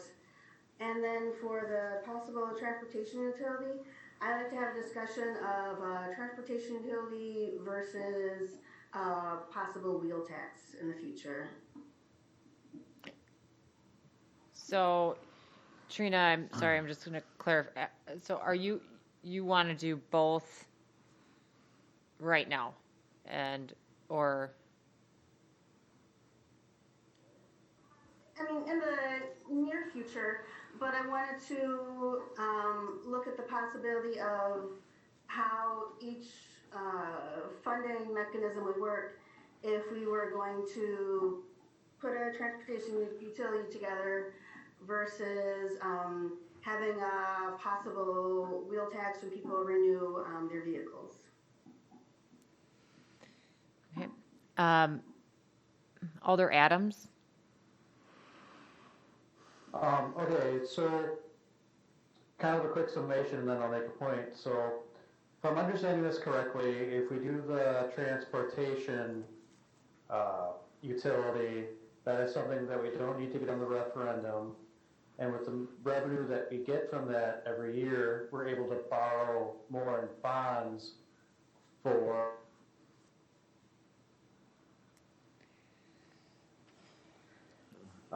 yeah.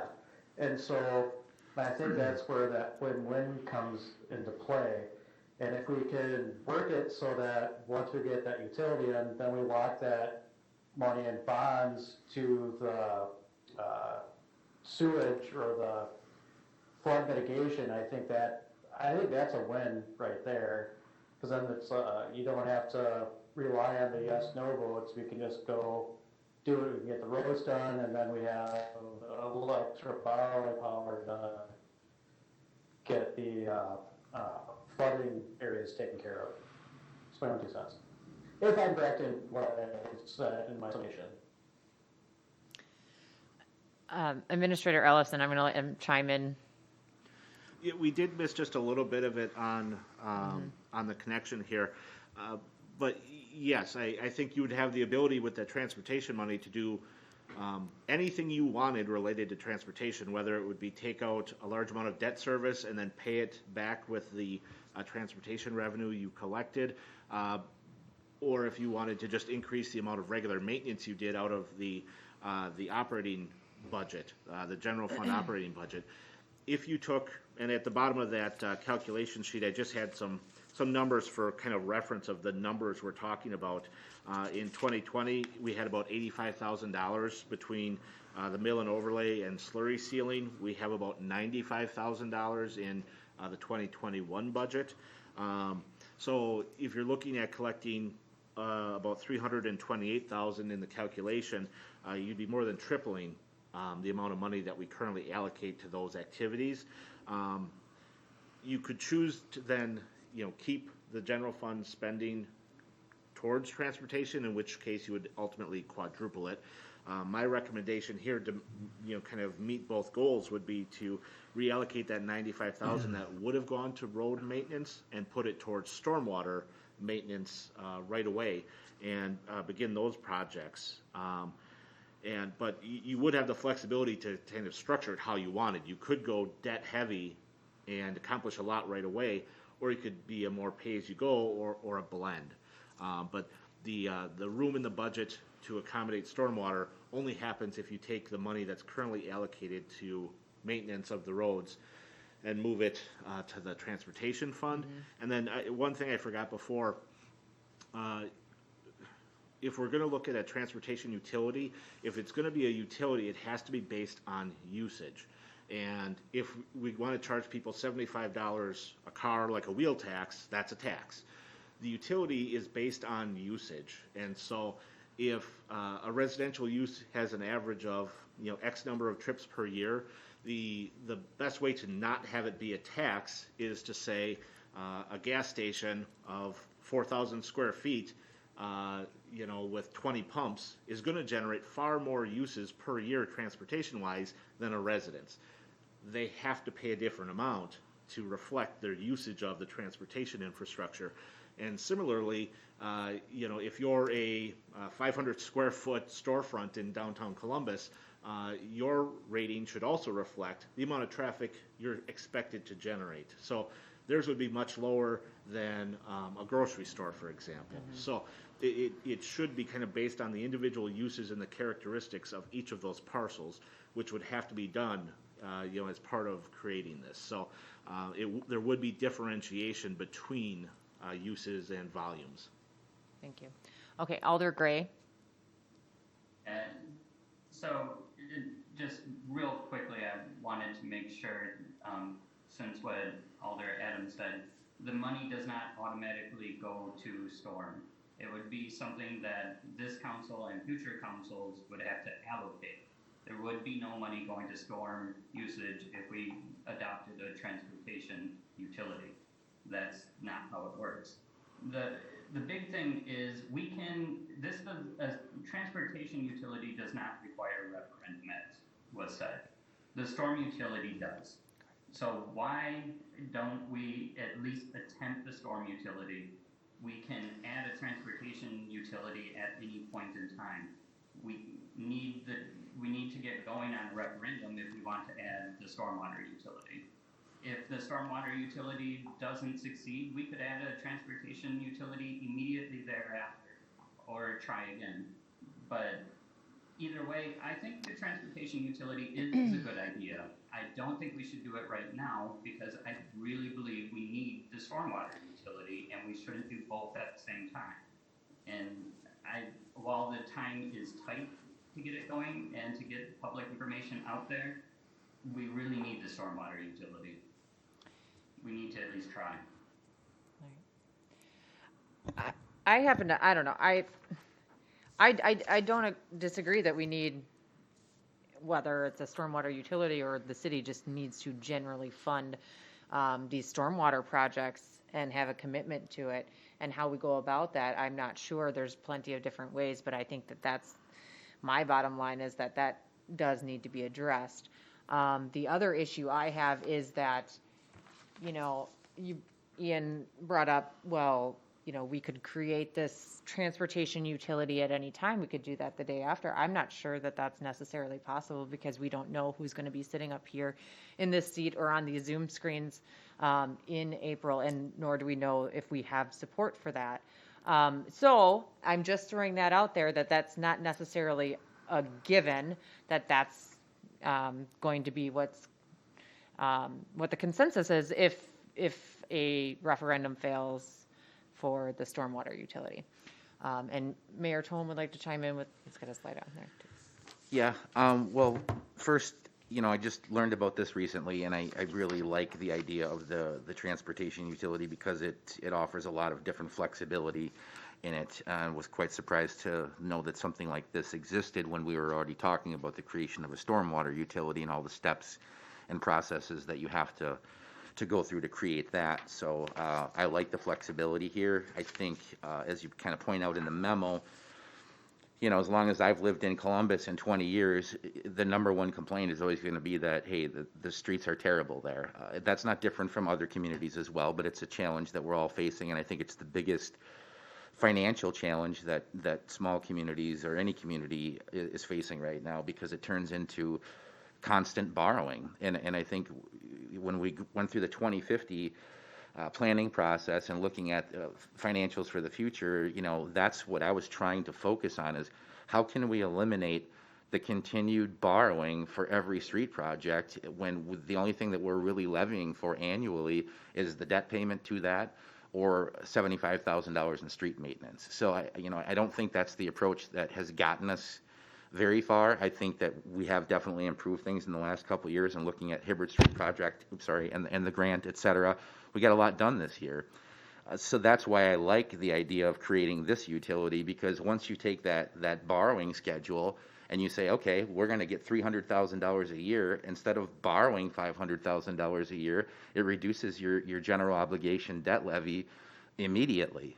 I think it's smarter to do it that way because you have the flexibility to spend the money on different maintenance products as well that I generally have been opposed to borrowing for, because I don't think you should take out a 20-year bond for a mill and overlay.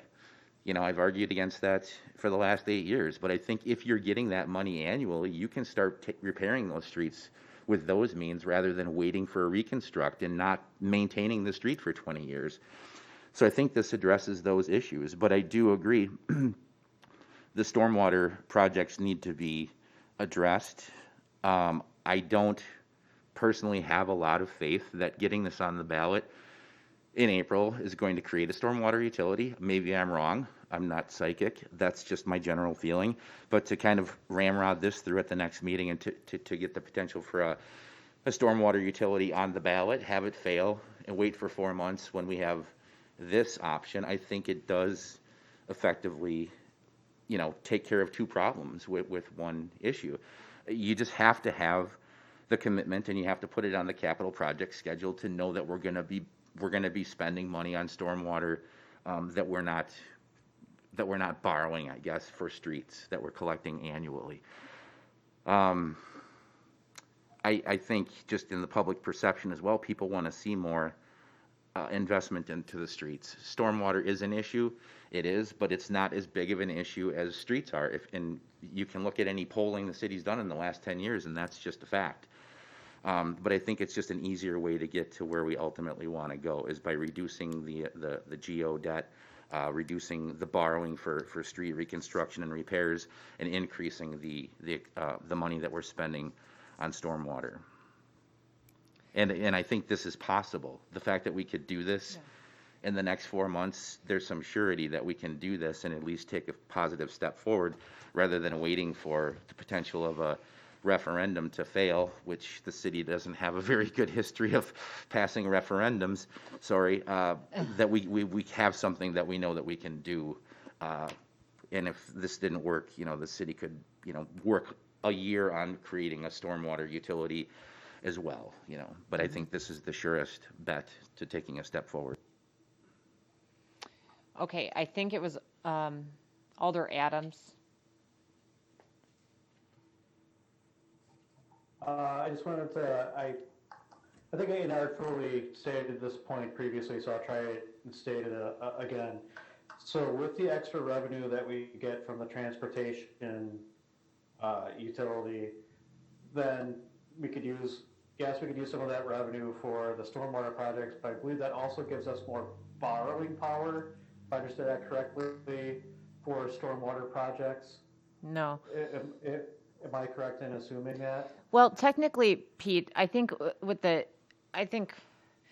where you're confused is that we're going to collect money for transportation, which is going to then open up the general fund to essentially, because we're collecting money for the transportation for the roads, we don't have to spend as much on road maintenance. So therefore, we could allocate those dollars then to the stormwater.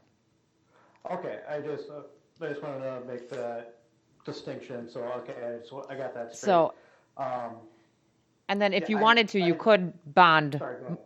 If you wanted to, you could borrow or bond more for a larger stormwater project if you're not borrowing or bonding for larger projects, transportation projects. Yes. Or for the road projects. Correct. Yeah, I still say we go with the transportation projects, way more flexibility and way more options there. And I think over the long haul, I think that's going to be better. That's my own 2 cents. Okay, and I apologize. Is this Alder Gray? Were you next? It doesn't ahead. I think all of us have been raising our hand throughout. Yeah. I'll go real quick. I think the big thing we have to keep in mind is stormwater is not a sexy issue, and that's why it hasn't happened. If we have an opportunity to create a stormwater utility, we should at least try to do it. Streets are something the city, every resident wants and will always want. Every member sitting on the council and the mayor will always support them. Otherwise, they will never sit on council or be mayor. And a transportation utility is something that the future council could easily adopt and will support almost certainly, because it is a sexy issue that every constituent is going to want their council, their alderperson to support. And it doesn't need a referendum. It's easily done at any time. This is something that we should at least attempt to do, because we can do the transportation utility at any time. And plus, you can look at it both ways. If we have a stormwater utility, that also frees up money that we would have to spend from the general fund on stormwater that could be spent on roads. You can look at it that way too. The logic of saying a transportation utility will help stormwater is not, it doesn't track. It's not logical. You could apply that same logic to saying, if we have a stormwater utility, guess what? Now that frees up money in the general fund and we can fix more roads. It's the same thing. It's not, they do not correlate to each other, so we should stop pretending that they do. I don't disagree with that, Ian. I think that the challenge for me is trying to pull together a referendum by April. And I guess I can't wrap my head around how we're assuming that that's an easy feat. Trina, I'm going to let you go ahead.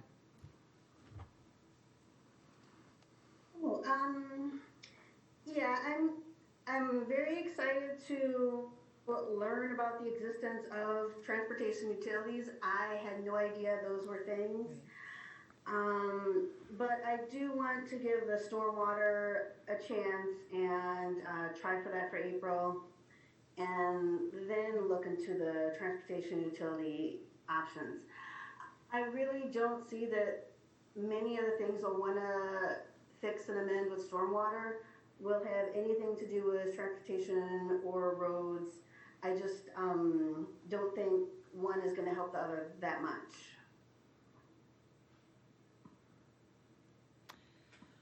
Mayor Tom.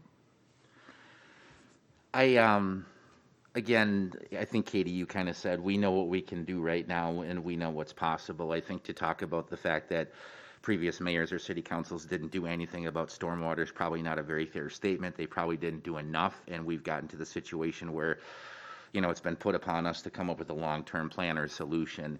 That's why we talked about creating the potential stormwater utility. Mm-hmm. The transportation utility was something that I didn't know about, but to assert that since it doesn't say stormwater utility, the city is never going to address that issue. Every dollar that comes into the city that's levied it's equal competition. Any city council can decide, I'm going to fix this problem by, getting rid of this or selling off our wastewater utility. I don't think it's a very fair argument when I think everybody's trying to head in the same direction right now, is to deal with stormwater issues and ongoing transportation funding. That's something that's not going to go away in April.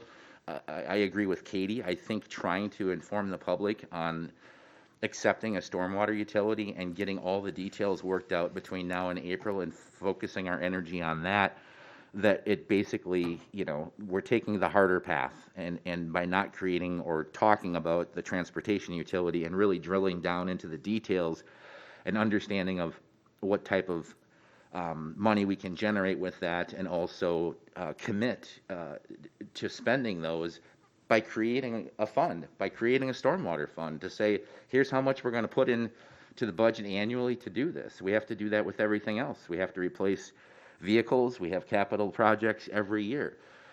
So I just feel like not taking the transportation utility seriously, I don't think that this is something that's going to be available forever. As was mentioned during the presentation, I think that there's going to be a certain limit to the state figuring out that municipalities are kind of doing this, and then maybe they want to start micromanaging the numbers, or looking at this differently. So I think it's an opportunity that's new that we should deeply, look at and consider before just throwing it away for 4 months and going down the path of the stormwater utility that I think you have a 50-50 chance at right now. Kyle would like to chime in for a moment.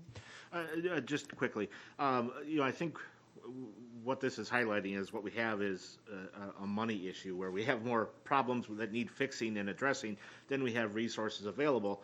And much of that has to do with state structure and regulation on how much our levy can go up and some of the state aids and things like that. But, I haven't been here for very long, but I think as I've worked with this city council and I look at working with future city councils, I just have a lot of faith that future councils are going to do what you guys are doing and make the best decisions for the city of Columbus. So I don't think the actions of future councils worry me as much as what the state legislature is likely to do. A decade ago, there were some really popular things that helped municipalities fund some of these things, like stormwater utilities. And as soon as it became popular, it suddenly was put on the list of, you can create one, but for every dollar you collect, you basically have to then subtract it from your levy if it was previously funded by the general fund.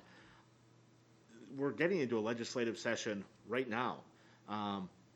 Once this gets on the floor, it doesn't take very long for this to be something that you can absolutely create this transportation utility, except for we're going to subtract $1 off of your levy limit for every dollar you collect. And now we're back in the same boat where we can do it, but now you have to go to referendum and go through a long process with language and explanation. And, I think when we look at what the residents have expressed, we know transportation is important, but I think we can still accomplish both.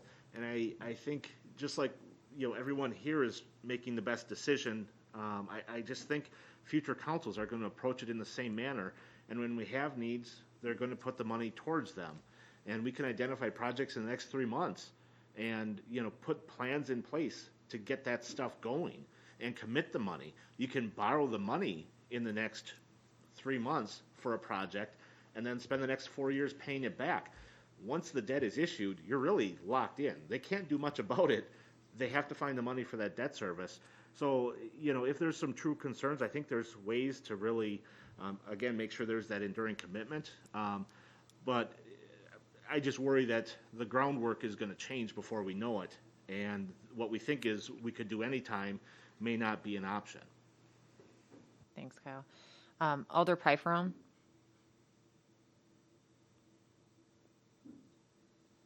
I think there are some, obviously the two issues are huge, transportation and stormwater. I agree that I don't see as separate line items, if you will. I think that the stormwater, it depends on who you asked and where you asked and whatever, but they're both equally important. Like the transportation and the stormwater. I would have no problem putting a referendum for the stormwater soon, and then attempting the transportation, shortly thereafter. However, I would not even be opposed to waiting a little bit longer on the stormwater. I know that's not a popular answer, but to do it right, I don't feel we should rush it necessarily. And if we have only 2 months to get it done, I just fear that we might be rushing it too much to think about all of the repercussions or what.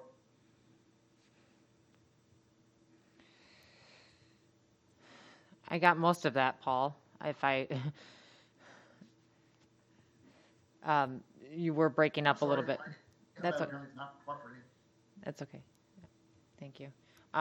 Alder Adams. I got a quick question for Kyle. So when you're talking about the legislature and passing the law, which would basically for every dollar we get in the transportation utility, we have to take that off the levy. If we were to get this transportation utility now, and then they change it, would we be grandfathered in or would we still be subjected to the, for every dollar we take in, we have to take it off the levy? I don't know if that's how that would work.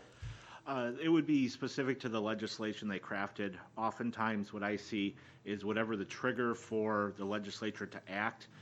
If it is something that's coming up, they might just say everything that before a certain date's allowed. Anything after a certain date is not allowed or would be under new restrictions. If it's something that happened in the last year, we could go through this step and adopt one, and then find out next year that we're suddenly under new regulation and we're penalized. The sooner we adopt it, the less likely we are to be caught in that trap, so to speak.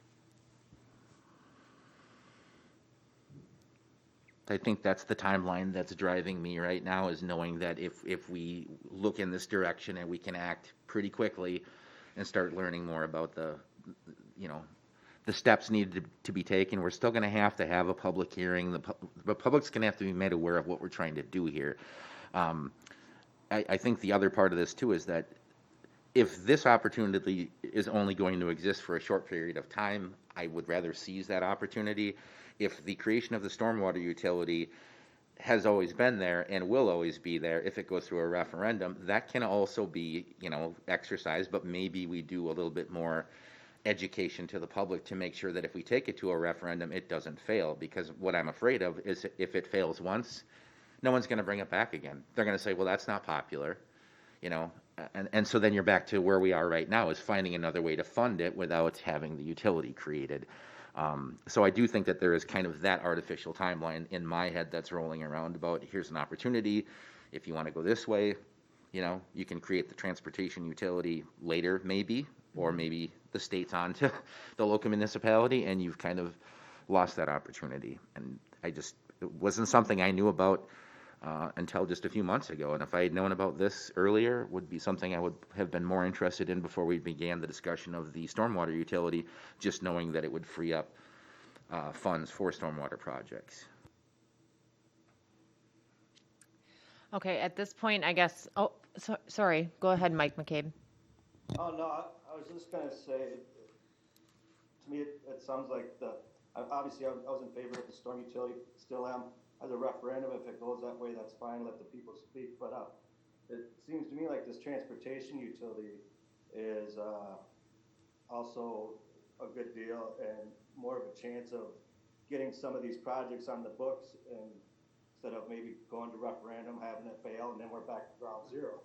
So, not that helps any, but I guess I'm pro transportation utility.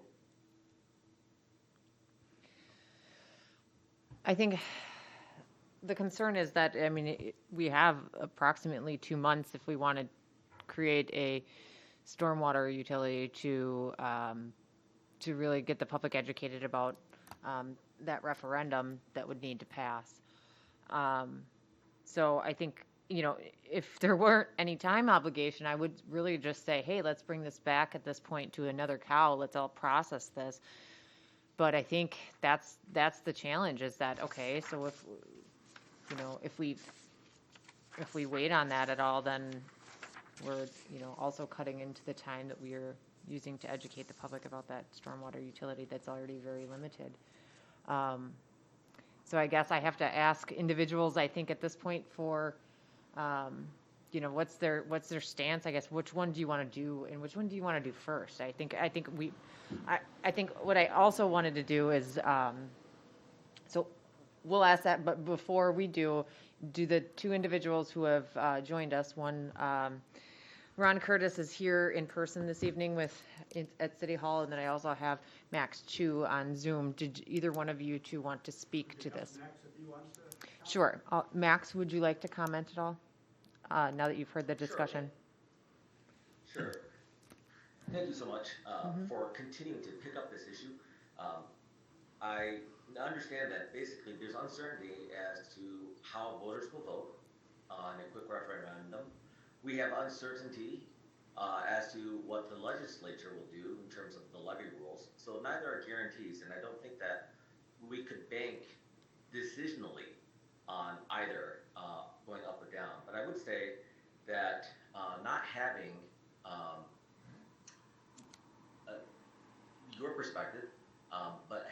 perspective of simply a resident and outsider of this council, I would say that the perception is that our property values have gone up, that there is always going to be a limited amount of funds, both from the residents and from the city. And without a plan of action, I don't know that there would be a widespread support for anything further. But given just the opportunity to voice for the timing of such expansions in the utility costs, I think would be very meaningful. I think that would be well received. I think that, as Elder Gray said, it's not a sexy issue, but as a team that has to lead by courage and with a certain amount of vision, you understand the idea that if you were to do a failure modes effect analysis, the remediation cost of a section of road or flooding,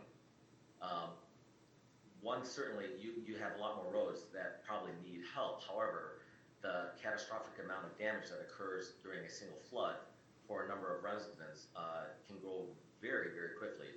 And I think that the question is not being well framed in how much we will have to pay in emergency services should we have one of those events, which over the last couple of years, as previously documented in these meetings, committees of the whole, it could be quite substantial. In fact, I believe that one of the most recent projects, which is highly contributing toward the Parkview flooding, was the result of such an emergency action. So I would encourage you guys to think, instead of saying what future councils will do, we can judge that by what previous councils have done. And that this issue, despite the excellent work done in mapping out the flooding issues, simply hasn't been forcefully or deliberately addressed for a while. The idea of a shell game with the money is honestly beyond me. I'm a civil engineer, finances, more power to you, Ed. But I would say that if you told me that there is a plan of action, a priority list, that someone has comprehensively taken a look at the ultimate cost to our city should something go wrong, and the likelihood, and balance that, I'm with you guys. I just want to know that someone has thought this through. To say that, that we could free up, I completely, I couldn't concur more with the things that Mr. Gray has said. It's not an either or. And I think there would be widespread support for both, but there has to be an element of being heard, being able to voice our choice, and to be able to know that there is a commitment. There's nothing that prevents us from having a committed schedule and a project list on stormwater utilities going forward. I walked into this meeting emailing Pat Goebel a list of questions, and thank you so much for the presentation, because you have effectively addressed most of those questions. But I just really struggle with the idea that if we move forward with the transportation utility without the chance to at least initially begin the conversation in the public square in a much larger format on a stormwater utility, that we will have missed out on this opportunity. In fact, I would say, given the timeline of what hasn't occurred, I think that we are more urgently needing the discussion, whether it passes or not, to voice the stormwater utility in front of the public for at least an initial discussion. I think you might be surprised with how much interest there is in both topics. But when you say we just are going to create a transportation utility, and people don't see the road plan, in fact, what they see is exactly what was listed in the detailed description of subject matter that was released, is that there is this goal of $500,000 every year that has not been met but for 1 year in 2016. The perception is simply that there's a constraint in the ability to execute these projects. So the subsequent perception would be, should you go down immediately that road to just collect more money? Well, how are you guys going to end up using it anyway? You don't have the bandwidth. We're only human.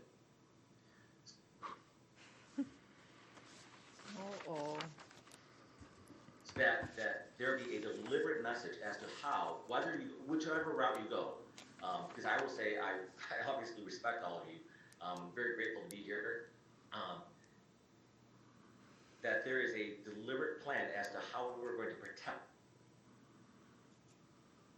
stormwater utility improvements going forward, or remediation going forward, with or without additional funds. It has to be already slated so that we can see what the holdup is. So, you know, I think should this go in a completely different direction, you know, a year from now, what will the future team here seek? And I'll say it does when they come in. What can we be doing most effectively and efficiently and get results in the immediate term? But that's not our issue here in Columbus. Thank you, We Max. need a long-term vision as to what will impact our city and our cost structure the most over the long haul. And we need a deliberate plan beginning this year on stormwater utility. Thank you, Max. That's my 2 cents. Thank you. I'm going to let Administrator Ellison chime in here for just a moment. Well, I just wanted to offer some clarification as far as specific plans and how are we going to spend the transportation money. You know, that has already been laid out there. You know, the Rupert Milky has these plans. We have a priority of the roads. If you want to see any road in the city, basically, we can give you an idea of its rating, its condition, and where it might rank. And not only that, Jason can also tell you which roads might not be as bad as others, but are more ripe for replacement because of the infrastructure that's underneath them. So to say that there's no plan for this money, I think is a misstatement. And you know. Oh, no. Based I on. wasn't talking about the roads. I was talking about stormwater. So based on that and rolling out the information to the residents about a specific plan, that's also in the memo about what are fairly aggressive for the transportation utility. The issue with the stormwater utility is we have less than $10,000 a year that we currently allocate to that. We did do a special project that we had to borrow for. I got an estimate of somewhere, I think, between $30,000 and $50,000 to do a true stormwater analysis of identifying the projects and potential costs. We don't even have enough money in the budget right now to do the study to find out exactly what needs to be done.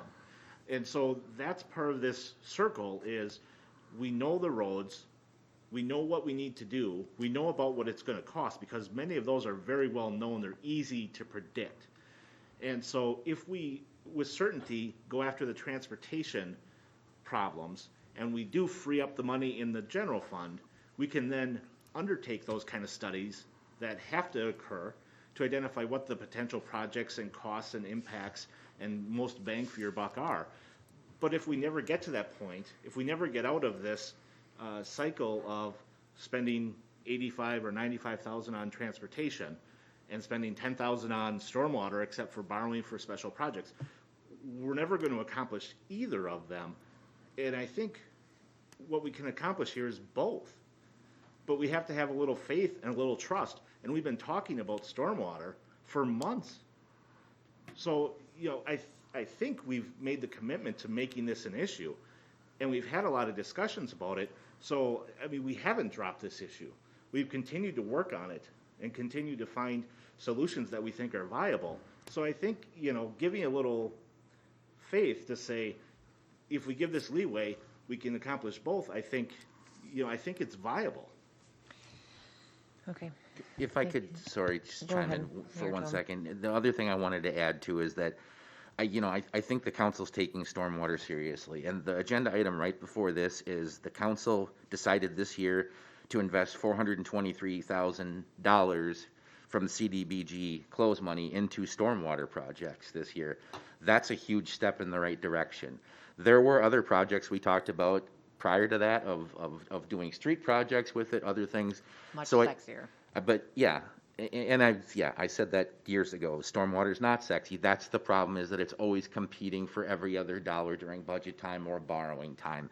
So I think that the city is taking it seriously, knowing that we are committing that CDBG close money to stormwater projects. That's again why I think if you have that this year and we're going through that project, waiting to make sure that we are educating the public on the possible creation of a stormwater utility gives you the educational time to communicate back and forth with the community and take advantage of the transportation utility, I think offers much more flexibility financially to create and free up dollars to continue to do those stormwater projects.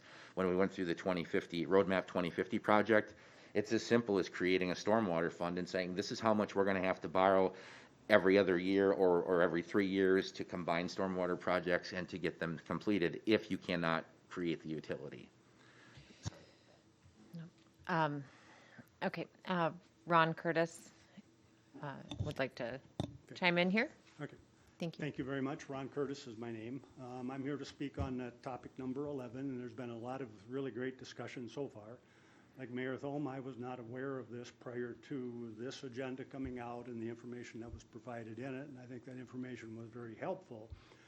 I am really encouraged to hear the amount of effort that's gone into discussing stormwater, and then this is what I see as another means of being able to address that issue. With the survey done and the number of people that are interested in roads, to me, that makes a lot of sense because people use the roads, more people use the roads than what are affected by the flooding issues in town. And so you're going to have more people that are interested in correcting the roads than you are that are interested in necessarily dealing with stormwater issues. And then similar to what Max said, those of us that are impacted by the flooding or the stormwater, the impact on us is much greater than individuals that are driving on roads that are not quite up to what they should be. The biggest concern that I have is what Katie was expressing, and that is that between now and an April referendum, you simply are not going to have enough time to properly educate people on what you're trying to accomplish with a stormwater utility. When Kyle first sent out the information about it, one of the people in our group that are interested in having our particular problem solved, immediate reaction was no, it's not right. And I think you're going to run into a lot of that as you're trying to put a referendum out there, that people aren't going to understand that it's not just them, that it's the community as a whole that's affected, and they're going to not be looking at it from that perspective. So I think that without being able to have the amount of time to properly educate people, to get the support for it, that it's just going to fail. And then we're going to be in a situation where maybe you'll come back around again, and without there being something to change the perception, I don't think the second time around will necessarily change people's minds on that. I do think that, as Kyle said, that right now there's an opportunity to do the transportation utility where there's not a lot of restrictions. It's not a dollar trade-off on a levy limit or something like that there, and I don't know all the ins and outs. But if that's not there now, and there is the possibility of being grandfathered later on, if it were to be enacted now, that I see as being an advantage. The transportation utility, the big sale to me is that by taking the transportation funding out of, I think, the general budget, I'm not sure that that's the case, but by taking the transportation funding out, that money that's generated by the transportation utility pays for that transportation aspect. So the money that wasn't taken out of the general budget then is free for other community projects. And there's a lot of things in the community that are good projects that can move forward. And it sounds to me like stormwater is one of them. You're talking about the grant that you've applied for. I don't know what particular projects have been identified in that. I wasn't aware of that until tonight. And that's my fault, isn't anybody else's fault. But to me, it sounds like stormwater is in fact a major issue. And the biggest concern I've got is that, we, back in '08, we had a severe flooding event. A study was done, that was put on the shelf. And here we are 11 years later, and the situation hasn't changed a lot. And so my big concern is that we don't have that same situation again where it gets put on a shelf. So if we can find an alternate means to start addressing that, stormwater utility down the road, that's still a possibility. We can do it. We can do a better job of putting information together as why, the community as a whole should be in support of it, and then hopefully pass it if that's what's necessary at that time. But to me, right now, I think the transportation utility is the way to go, and I'd like to see it, of course, go sooner rather than later. Thank you very much. Thank you, Ron. Alder Reed. Oh, I have a question for Kyle. I was wondering what he meant when he mentioned something about the possibility of taking a bond out, and that way we wouldn't have to worry if the rules are changed. Um, I felt like that would bring up the opposite problem, that if we had taken out a bond for a project while expecting the rules to stay the rules to stay the same for the transportation fund. But what if they were then changed to a one-to-one dollar switch, and now we're in kind of a bind? Is that a possibility? Yeah, that would be something you'd have to weigh at that time, that enduring commitment comes with enduring risk. And so if you commit to 5 years of borrowing on something that we enter into now, where we establish the transportation utility, identify some projects aggressively and borrow, say, $1 million or $2 million or something like that, that would lock you into 10 or 20 years of payments for stormwater improvements. If that transportation money dried up, you'd be stuck with both then, essentially, the transportation needs without funding as well as the debt service. And so that's something you would have to weigh carefully at that time. I think, again, I think the sooner we would make the jump on, I guess, one or the other, but if you go with the transportation utility and lock that in, the more time that passes since it was implemented, I think the safer you become as far as future regulations. They only look back generally so far before it becomes, not really a fair method of, setting new rules. Thank you. Yeah, I'm just still concerned for counting on it in the future. I like the idea of a transportation utility and something to just have a little bit of funds, but I don't feel comfortable with the idea of putting a major project on it. Mayor Tom. I just wanted to thank Ron for coming in, and you spurred a thought while you were speaking, and the one thing that I do have concerns about with the referendum this spring right now, without doing, I guess, trying to get the citizenry to actually help sell the idea of a stormwater utility is very important to understand the benefit of, but I've heard misstatements coming from people that have talked to me or asked me questions about it with the assumption that, well, I live near a floodplain, so I'm going to have to pay more for that, and why should I have to pay more? Or I live on a hill and flooding's not an issue, so I don't have to pay anything, right? I think it's just going to take a long time to get through the details and to get everybody to buy into this, because it is the entire community that's going to be helping to fund a stormwater utility. And, I think when we identified this this year, we've had a busy year with COVID and a transition and new city administrator. We found a lot of solutions to a lot of problems that we've had, I think, for a while in Columbus.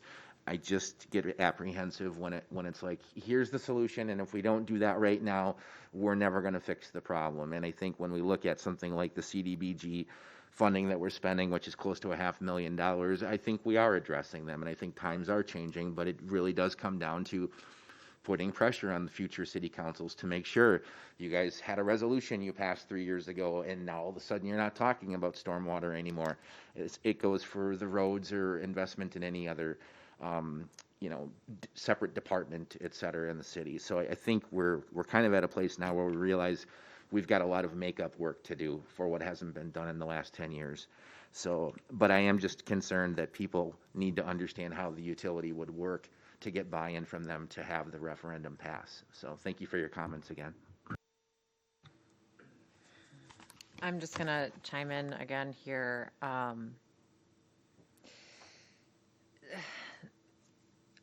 Going through the process of the 2050 analysis and getting all the feedback, just going back to that and really remembering we all knew that the roads were going to be a top issue, but I didn't realize how many people were going to actually say not only should the city spend more money But they're willing to spend more money on the roads as well. Like, they're willing to just pay more, essentially, if we can actually fix these roads. And I think that was a great point that Ron made, that it applies to more people, so it's easier to, I understand that this doesn't have a referendum to it, but still, if they see a charge and it says, transportation utility tax, and it's pretty simple. Hey, we're going to fund road projects with this, or not tax, utility. But I think that that's easier to translate to more people, and I guess that's my only concern. I want, the stormwater needs addressed in this community. I want the roads fixed in this community, and I want a magic wand to make all of that happen immediately. And I think that we all do. But I think the most realistic thing that we can do is collect more money for the most popular, easiest thing to hang our hats on and say, hey, you guys said you wanted this. We have it right here in this 2050 plan that we did all this research for, and it's at the top of the list, and we're going to do this. And then it frees up funds that we can use wherever we see fit. That's my 2 cents. I think it solves a lot of issues, and I guess it's our best shot, I think. Because I do think that there's something to that. If we throw a referendum out there and it fails, the chances of that coming back again are going to be slim to none, because it is going to be hard to change the community's perception after that. So I think what we have to do is we have to decide what we're going to do here this evening. So I think the easiest way for us to do that is for me to just ask each person individually, each council member individually, I guess, which utility you were wanting to support this evening and move forward with first, whether that's stormwater or whether that is transportation utility, or both. I guess the both thing kind of freaks me out, Kyle, because I don't know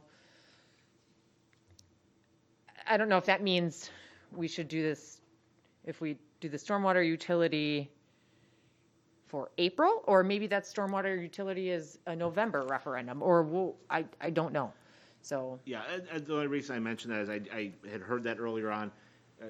I'm happy with one or the other or both. We just need kind of the game plan moving forward. So whichever way the options want to roll out. I guess for you. the clarity that I think we need is just to know, do you think it's feasible that we come up with, that we put a referendum question on the ballot in April? So that would mean 2 months for the stormwater utility, because I think that that's something that we really need to know at the end of this meeting tonight. Are we doing that? The city staff needs a direction, and we need to start educating people immediately, if that's the case.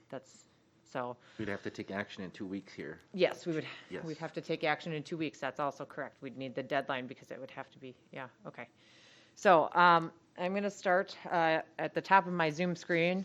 I have Mike McCabe.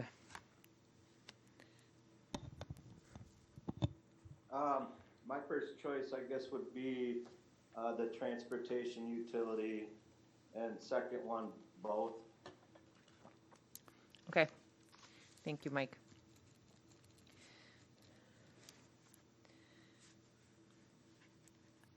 All right. Ian Gray, you moved up there. So I still think that the stormwater utility is something that we should at least try and send to referendum. I think that our community would support it more so than what a lot of us are expressing. And I think it's a good time to act on it. It's something that's only going to worsen. I do support the transportation